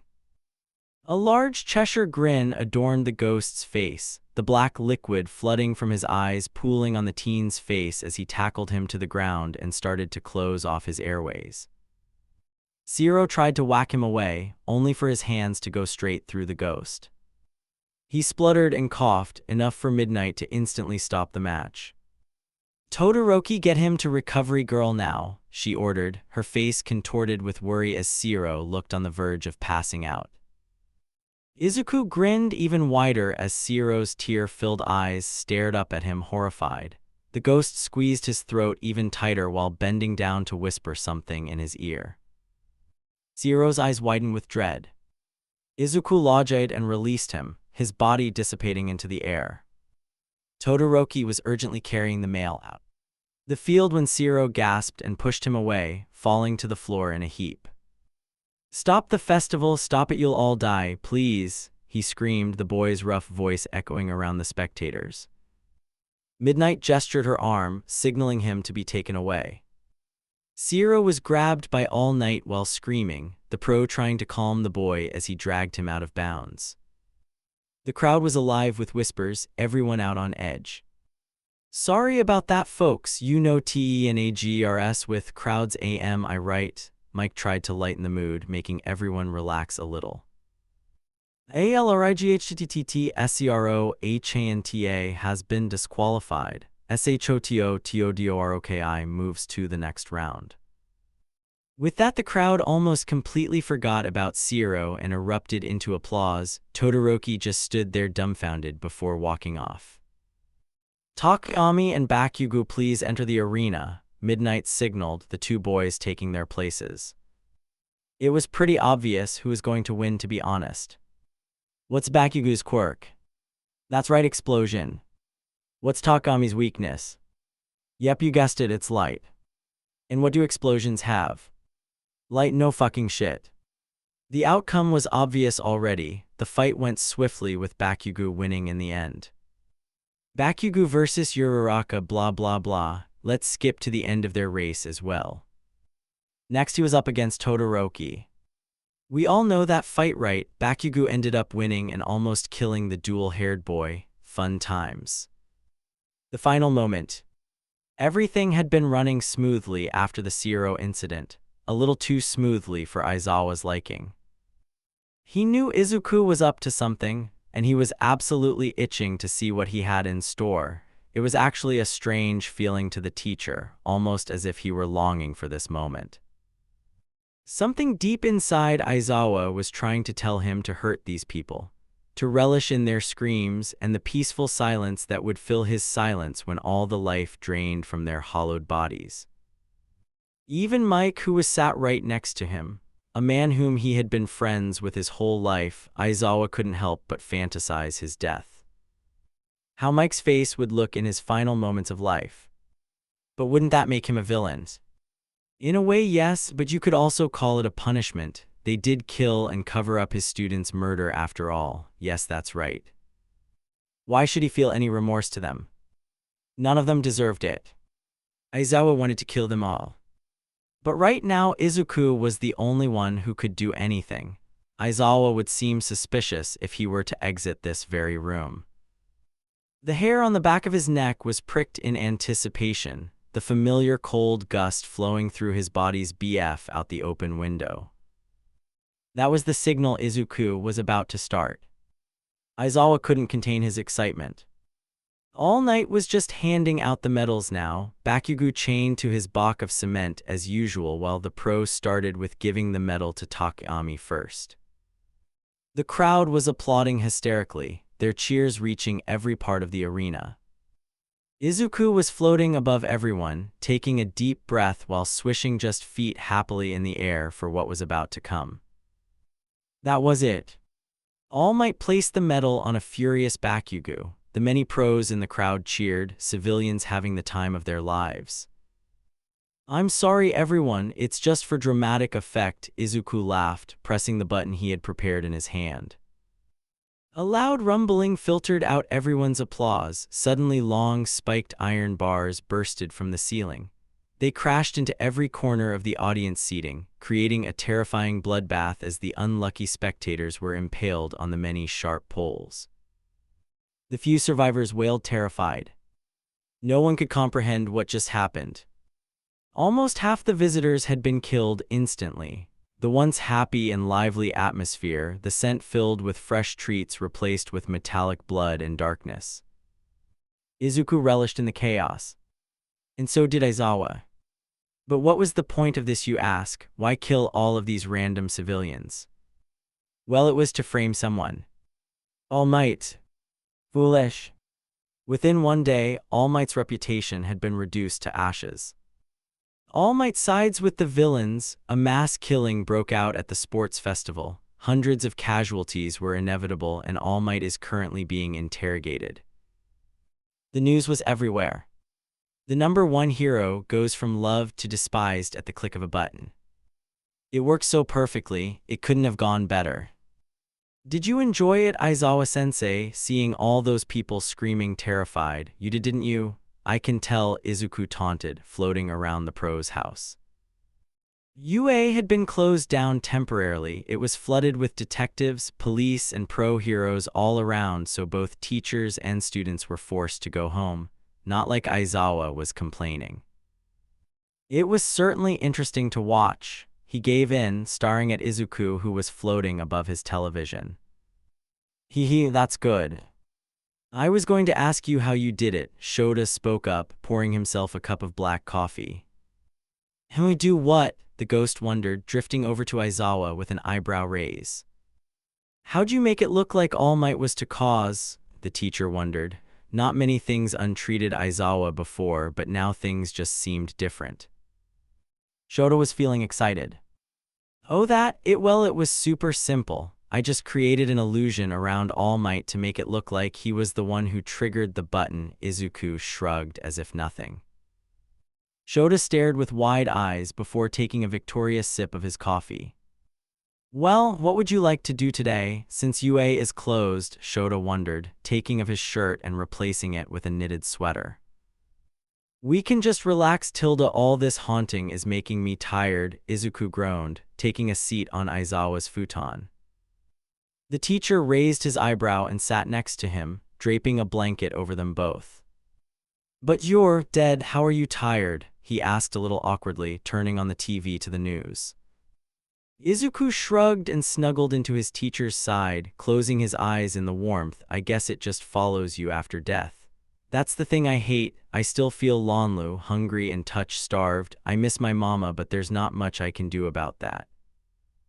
Izuku sounded sad for once, like he hated what he was right now. Almost as if he just wanted to rest peacefully, for his soul to be untethered to the mortal world. But then again, something was holding him back. Aizawa decided to question him further. What will happen once you get your revenge? I'll have to leave you, sensei, though it'll be a good thing for me. I'm sure you'll enjoy not having me around. Izuku laughed, staring at the screen as his emerald eyes glimmered.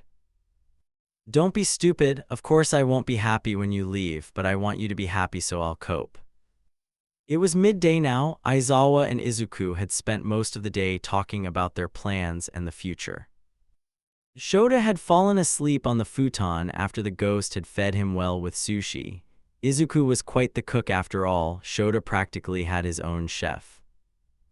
Izuku was walking around the streets of Tokyo fucking around with some people for fun. After all, the city was in chaos. Their beloved symbol of peace had just been framed as a villain after all. The ghost was just staring at the large TV screen above the crowd of people when a sudden searing pain tore at his chest. It was strange. Izuku couldn't feel pain. He was dead after all. He gasped and fell to the floor when the pain got worse, the feeling like a million boiling needles being dug into his very soul. Amidst his agony, an idea sprung to mind. His body. That was the only possible solution. Someone was tampering with his corpse. As far as Izuku knew, his body had been sealed in cement somewhere on campus by cementos. It should be impossible for anyone to get to. Unless that someone had a quirk, a disintegration quirk to be more specific. Shigaraki Tamura, Izuku hissed, his mind becoming wild with every fantasy of killing the male. In an instant, the ghost flew back to where his body was hidden. It was preserved in a block of cement in ground beta. The last Izuku checked, just as he expected. A small pile of ash lay in its place. They had taken his body, and Izuku was absolutely fuming with rage. Once again, Izuku collapsed to the floor in pain. They were burning him. Izuku could physically feel his skin melting. Swiftly, he closed his eyes and located his body, descending into the air and flying over many buildings before he came to a bar on the outskirts of the city in a back alley. What a poor excuse for a fucking hideout, Izuku thought to himself while faxing through the door, ignoring the agonizing pain which was now at his stomach. Have some patience, Shiggy. We went through so much to get this fucking rotting corpse, Toga growled, holding back the male from destroying half the bar. How long do I have to stand here and burn this thing? It smells, Dabai groaned, pinching his nose shut while using his quirk to slowly burn Izuku's corpse. They couldn't see Izuku right now, but fuck was he furious. He wasn't planning on getting these lot involved in his revenge, but he might just have to now. Kurogiri, this is a load of bullshit. We really just took a corpse for nothing, Shigaraki complained, raising his hand to Izuku's body in the intent to disintegrate it. In a split second, his wrist snapped upwards, an awful cracking sound making the villains cringe as Shigaraki yelled out in pain and staggered back. AGH, what the fuck was that? Kurogiri, the villain yelled, clutching his disfigured wrist in pain. You think that's painful? Fucking pathetic. Everyone froze, a sudden wash of dread overcoming them as a cold sweat traveled down their faces. Then all the lights clicked off, leaving the villains to panic in the darkness at the unknown voice. I see you've stolen something of mine, am I correct? The ghostly voice echoed, everyone paled at the statement. Shigaraki urgently searched the darkness with his vivid crimson eyes. Who are you? He ordered. Laughter filled the tense room. There's no need for people like you to know me. Now I've got two options for everyone in this room. Would you like to hear? The voice spat, the lights turning on as soon as his sentence finished. Izuku haunted his own corpse, making it stand in front of them creepily, his still burning flesh dripping horrifically to the floor as strings of tendons were all that was left holding together his decomposing body. Terrified shrieks came from the villains at the sight, some getting into fighting stances. Option 1, instant and painful death. Option 2, a long painful death. On the bright side, you'd get to spend more time with me. The corpse spoke, its hollow mouth devoid of a tongue making the jaw rattle. No one responded and instead stared in horror. So what will it be, villains? A warning. Wait, Shigaraki yelled, a cold, nervous sweat traveling down his face. The corpse stopped in its tracks, looking curiously at the villain. His empty eye socket looked like a pool of enchanted darkness as it stared hollowly into Shigaraki's mind. I'll give you the option to work with us. The The leader's voice trembled a little. He spared a glance at Kurogiri, who was standing motionless behind the bar, earning an agreeing nod from the portal villain. "Work with you? Don't make me fucking laugh, Tamura. I did in one day what you couldn't do for years," Izuku hissed, his limp arms swaying as decomposing bones scratched against each other. "You're talking about All Might," Shigaraki paled, readying himself for the ghost to potentially last out. "Exactly, it's true we share the same views about heroes being corrupt and all that, but my motives are different from your petty reasons." The corpse walked towards the villain and pushed his face right next to the male's. Shigaraki cringed at the smell of rotting flesh and burnt skin, the occasional maggot squirming in between his charred rib cage. Izuku cackled and spat on Tamura's face in disrespect. Shigaraki's veins pulsed in anger as he slowly rose his hand and wiped off the saliva from his cheek, flicking it to the floor as his eyes vibrated with suppressed rage.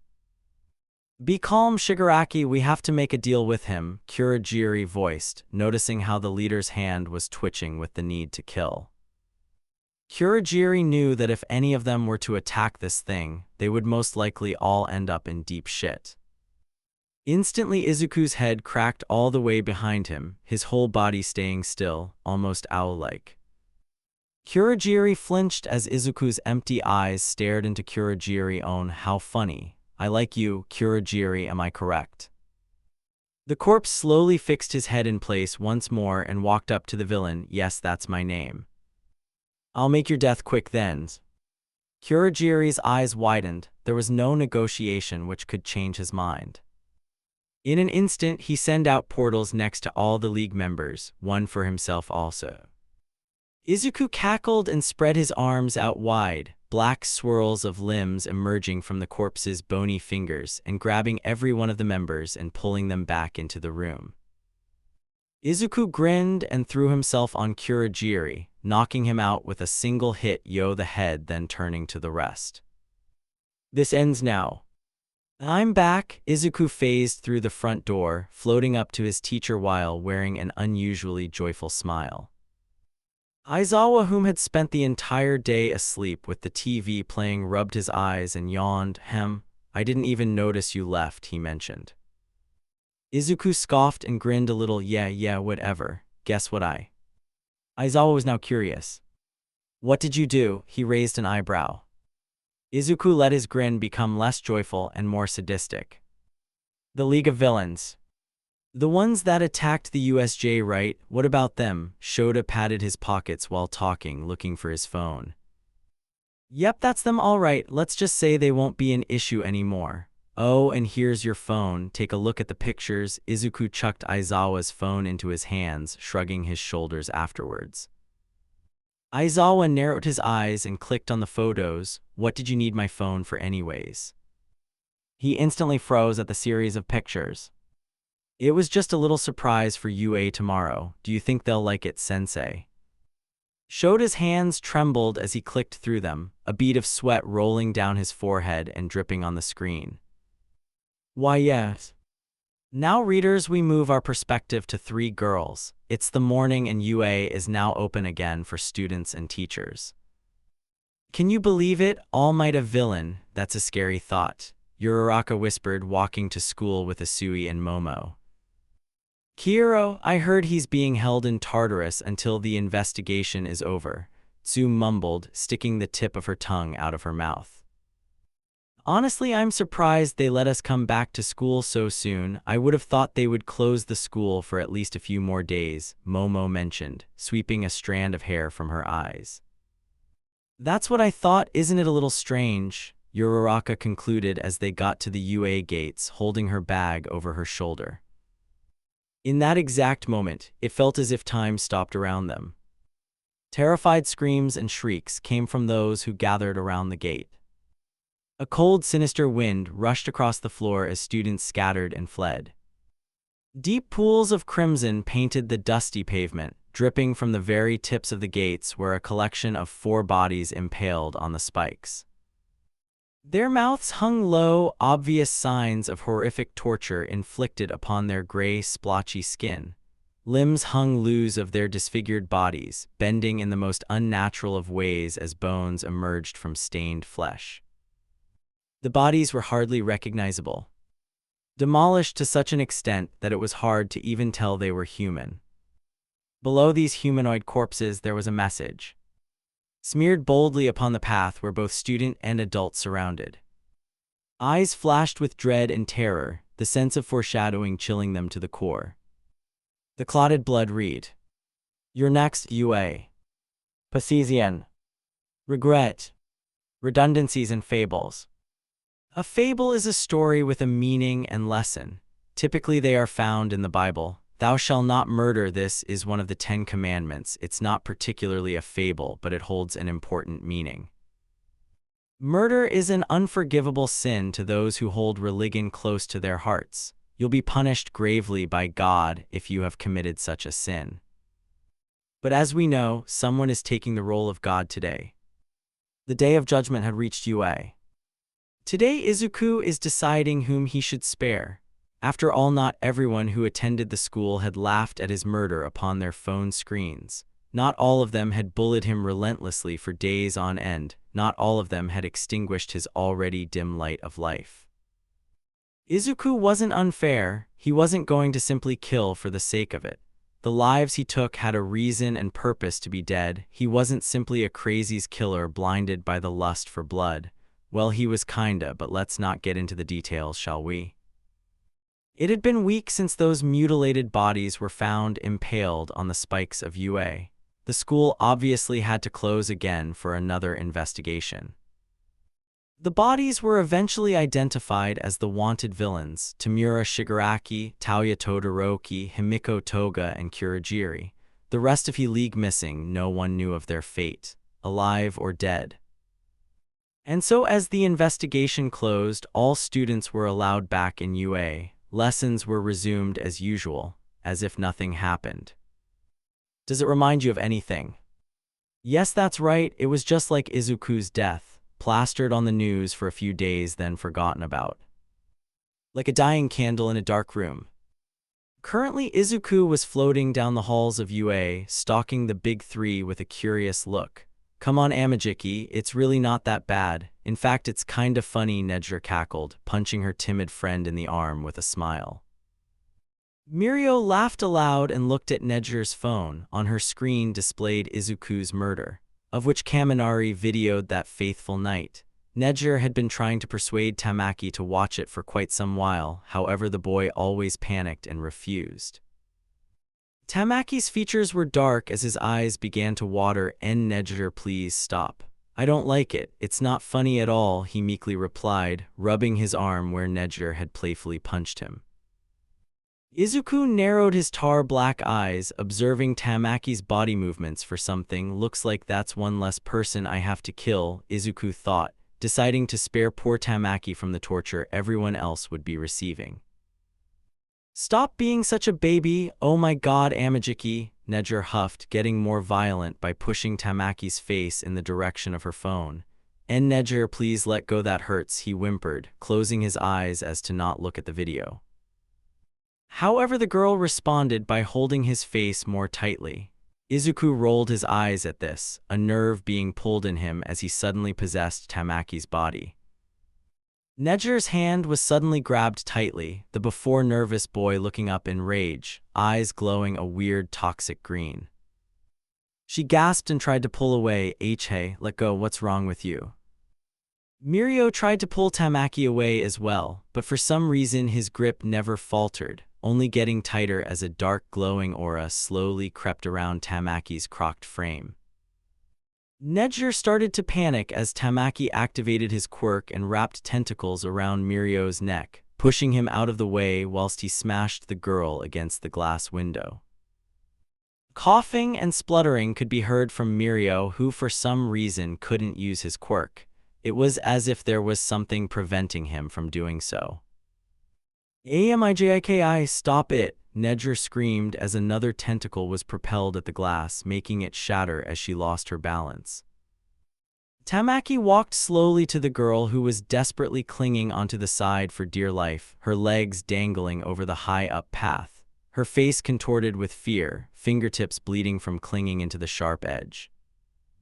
Help, please, she gasped, some hope returning after Tamaki's hand was outstretched in her direction.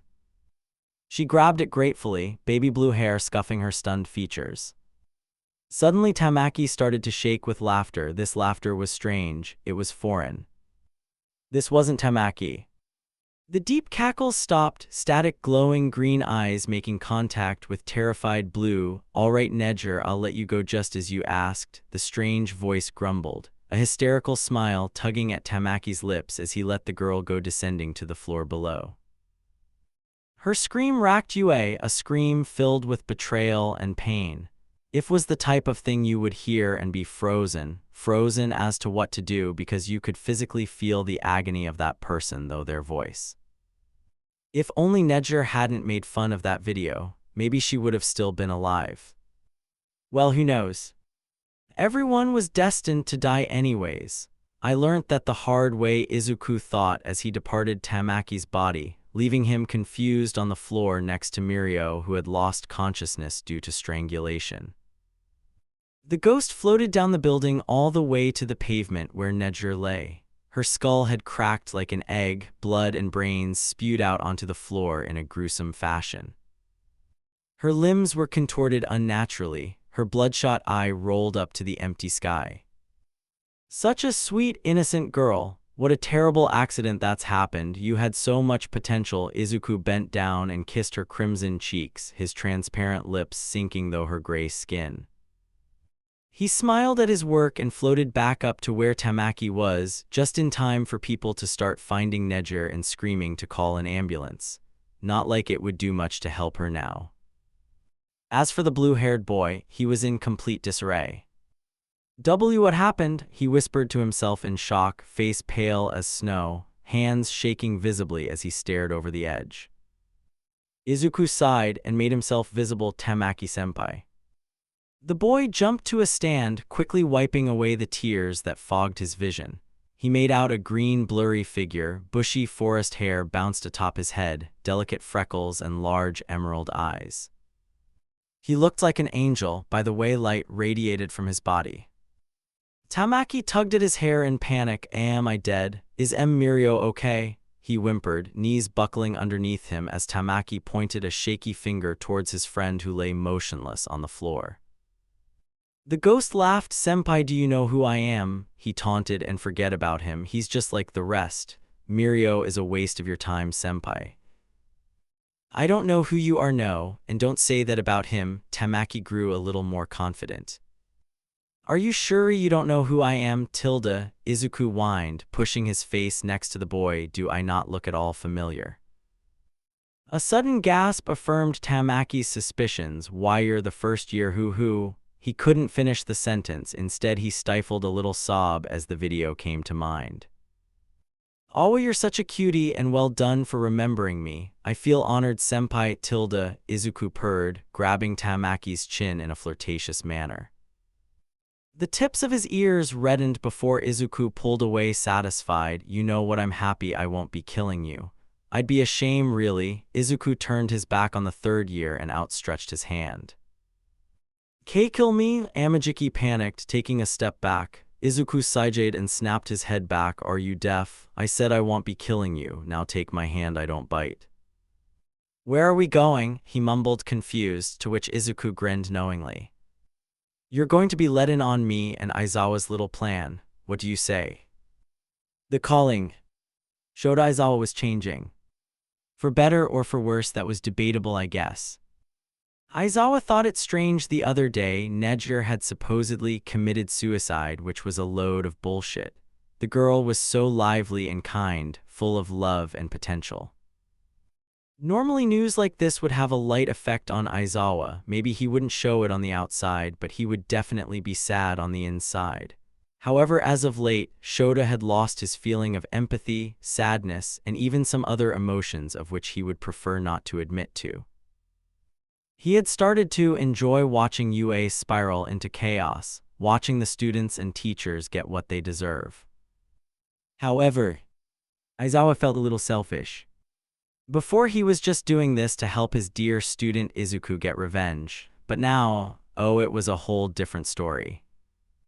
Shota did it for the pain. He did it for the screams. He did it for the blood. He did it for his own psychotic pleasure, the pleasure of watching someone's light fade from their eyes, their puny little life like a candle hanging above a body of water, destined to fall any minute. Before Shota would do anything to save a person's life, heck, that was his fucking job, to save people. How ironic, am I right? The first time Aizawa realized his own change was at the sports festival. The way his dead black eyes lit with passion as death and terror overcame the stadium, screams like music to his ears. It was like a trance. Like something was hypnotizing him. It was a strange and nostalgic feeling, like home. It felt like a breath of fresh air, bringing excitement into his dark life. But how did it come to this, you ask? Izuku's presence is a main factor in this transition. Izuku is an evil spirit, as you know, dear readers. Evil spirits have a strange presence to them, almost like an aura, or perhaps you could use the analogy of a black hole. A black hole is a freak of nature, something more powerful than the Earth itself. Its darkest depths are unknown and mysterious, similar to spirits in a way. Not much research is done on them, so they're seen as myths. Anyways, the closer you get to a black hole, the stronger its force is. In this case, it's the longer Aizawa spends with Izuku, the bigger the influence on his mind is. Slowly, Izuku is making Aizawa evil. Now to start off, we zoom to the perspective of Principal Nezu, the little rat devil who takes his liking off tea a tad too far. Nejerhado has just calm, present. Mike burst into the room, his face distorted with worry and anguish, features dark with denial. Nezu raised his paw to abruptly cut off the frantic teacher, taking a sip of his tea while not even sparing Mike a glance. I know, saw the whole thing on CCTV. Just clean up her body, I don't care, Nezu cut off with a dismissive tone, shocking Mike to the core by how unemotional Nezu was. Mike choked on his breath and felt a lump form in his throat. The pro's eyes shook with worry as he watched Nezu silently lift his paw above a small candle and mortar and bring a knife to the pad of his paw. With a single movement, Nezu slashed the knife quickly and squeezed his blood on the candle, putting out the flame with the crimson liquid in an instant. And Nez.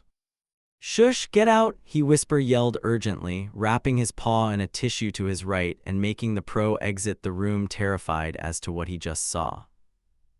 Mike went running down the halls frantically, trying to shoo the students from the windows who were looking at the corpse of Nejer below them, her body barely recognizable.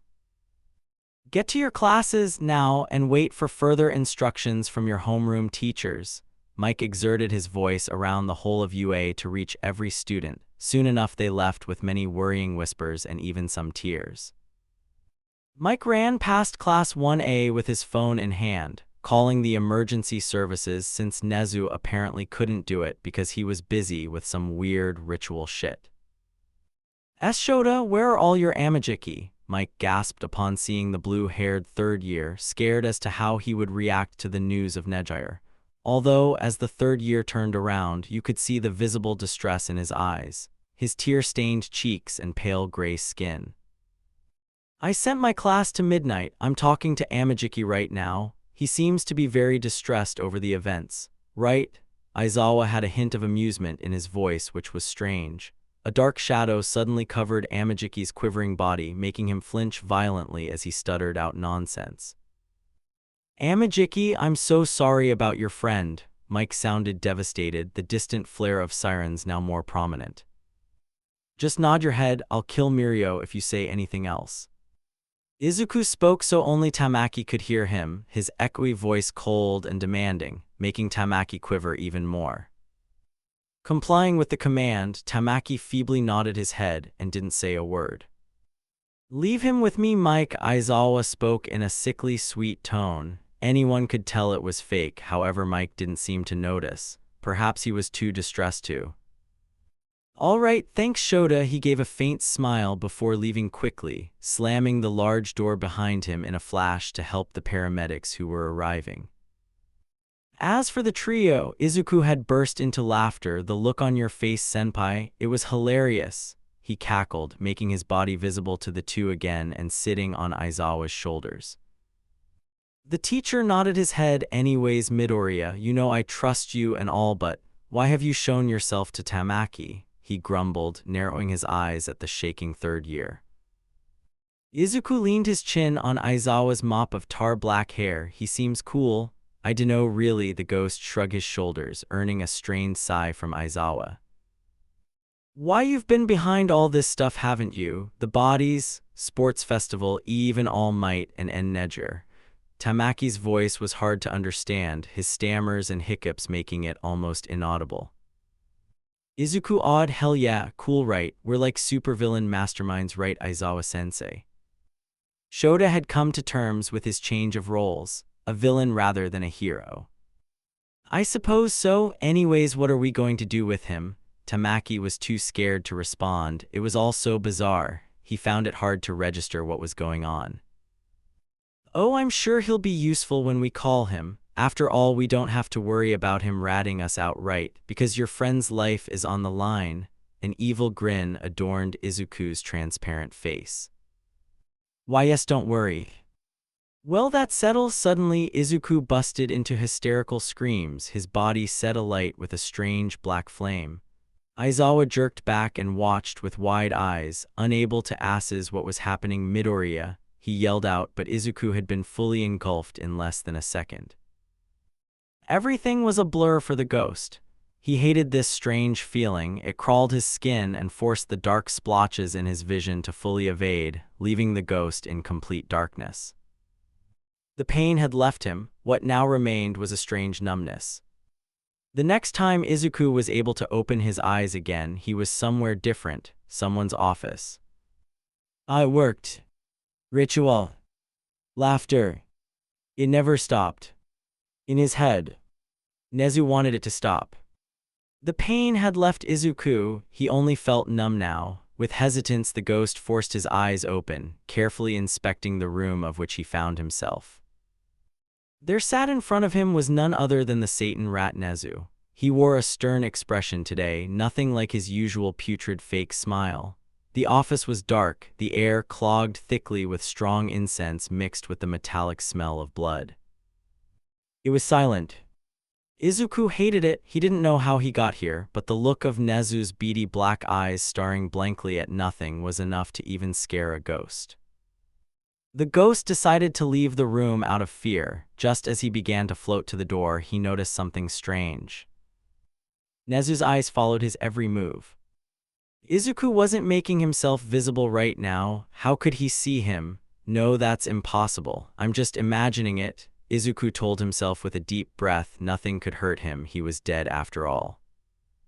Izuku Midoriya. What? The ghost trembled. Izuku felt weak. It's nice to see you again after such a long time, don't you think? Nezu smiled again, his sharp front teeth on full show rather maliciously. He had a strange aura about him. Izuku felt very uneasy. We'll have a seat. Being dead must be tiring. A creepy giggle circulated the room. His words felt like a stab right to the chest. Izuku couldn't even move from both confusion and fear. Midoriya, let's talk. Izuku cautiously floated to the seat opposite the rodent, sitting down while never breaking eye contact. That wasn't so hard now, was it? Let's skip the formalities, shall we? After all, I don't think our relationship can be called student and teacher anymore, can it? Nezu's voice was eerily calm. By now Izuku had also composed himself and decided to play along with Nezu's little game. Let's have some fun. You can see me. As you can tell, I'm surprised to say the least, Izuku finally spoke, grinning to match the rodent's sadistic personality. Black magic. I knew something paranormal was messing with my school, and look how far I've let it go on. I feel like a failure. Nezu's tail started to slowly sway behind him as he spoke. You should. This shithole and its inhabitants deserve nothing. Izuku tried to twist himself into Nezu's mind, but for some reason there was a G-forker stopping him from doing so. You've certainly messed things up all right. All Might is behind bars because of you. That was quite the stunt you pulled. Izuku smiled at the influx of compliments. That was fun, but not as much as what I do to Kakin. Laughter echoed the dark office, Izuku's eyes shining toxic light on the rodent as he listened with purpose. Every night I pay dear Kakin a visit. The poor thing thinks he's going mad. The ghost fake pouted as his transparent cheeks grew in color by the mere thought. Nezu hummed, a moment of silence overcoming the two. I noticed your body has gone missing. The principal smiled once he got an angry reaction out of Izuku. It wouldn't have had to be there in the first place if you gave me a proper burial. Something as simple as that could have prevented this whole thing from happening. Izuku's face turned dark, a heavy shadow covering his body. Nezu tried to keep his cool. It seemed this may have been a bad idea. Well, Midoriya, I'm sure you can understand that your death was just stupidity that I had no choice but to cover up. It seemed Nezu had chosen the wrong set of words. Izuku's eyes flashed red as the shadow around him grew darker. Stupidity that they should have been fucking punished for, he growled. Nezu flinched, his instincts set alight. Yue's reputation has always been my top prior. Shut up! In less than a second, Izuku had grabbed a pen and stabbed it straight through Nezu's paw, pinning it to the desk as a resort, their faces dangerously close. Reputation, reputation, reputation, that's all you talk about. Was it more important than my life? I was bullied my whole life and no one cared. Nezu held in his cries of pain as Izuku held onto the pen while screaming, a small pool of blood leaking onto the wood and staining the principal's immaculate white fur. Izuku, let's figure something out together. The ghost shook with rage and grabbed another pencil, stabbed it into Nezu's upper arm. I'm done making deals. Now you're going to suffer through exactly what I did. Suddenly, the door burst open. Midnight, Mike and Snipe rush into the room, alarmed by the screams. However, they were confused to see no one. No Nezu. Who did we hear shouting then? Present Mike questioned with a trembling voice, turning on the light while Midnight walked over to his desk. Take a look at this. Quickly, the woman gestured to the bloody pens left on the rodent's desk, followed with a couple black wax candles smeared across the wood. What happened? Welcome to your new bedroom for a whole Nezu. Ain't it cozy? I'm sure we'll have lots and lots of fun. Izuku grinned as he chucked the mutant on the cold cement floor of Aizawa's basement.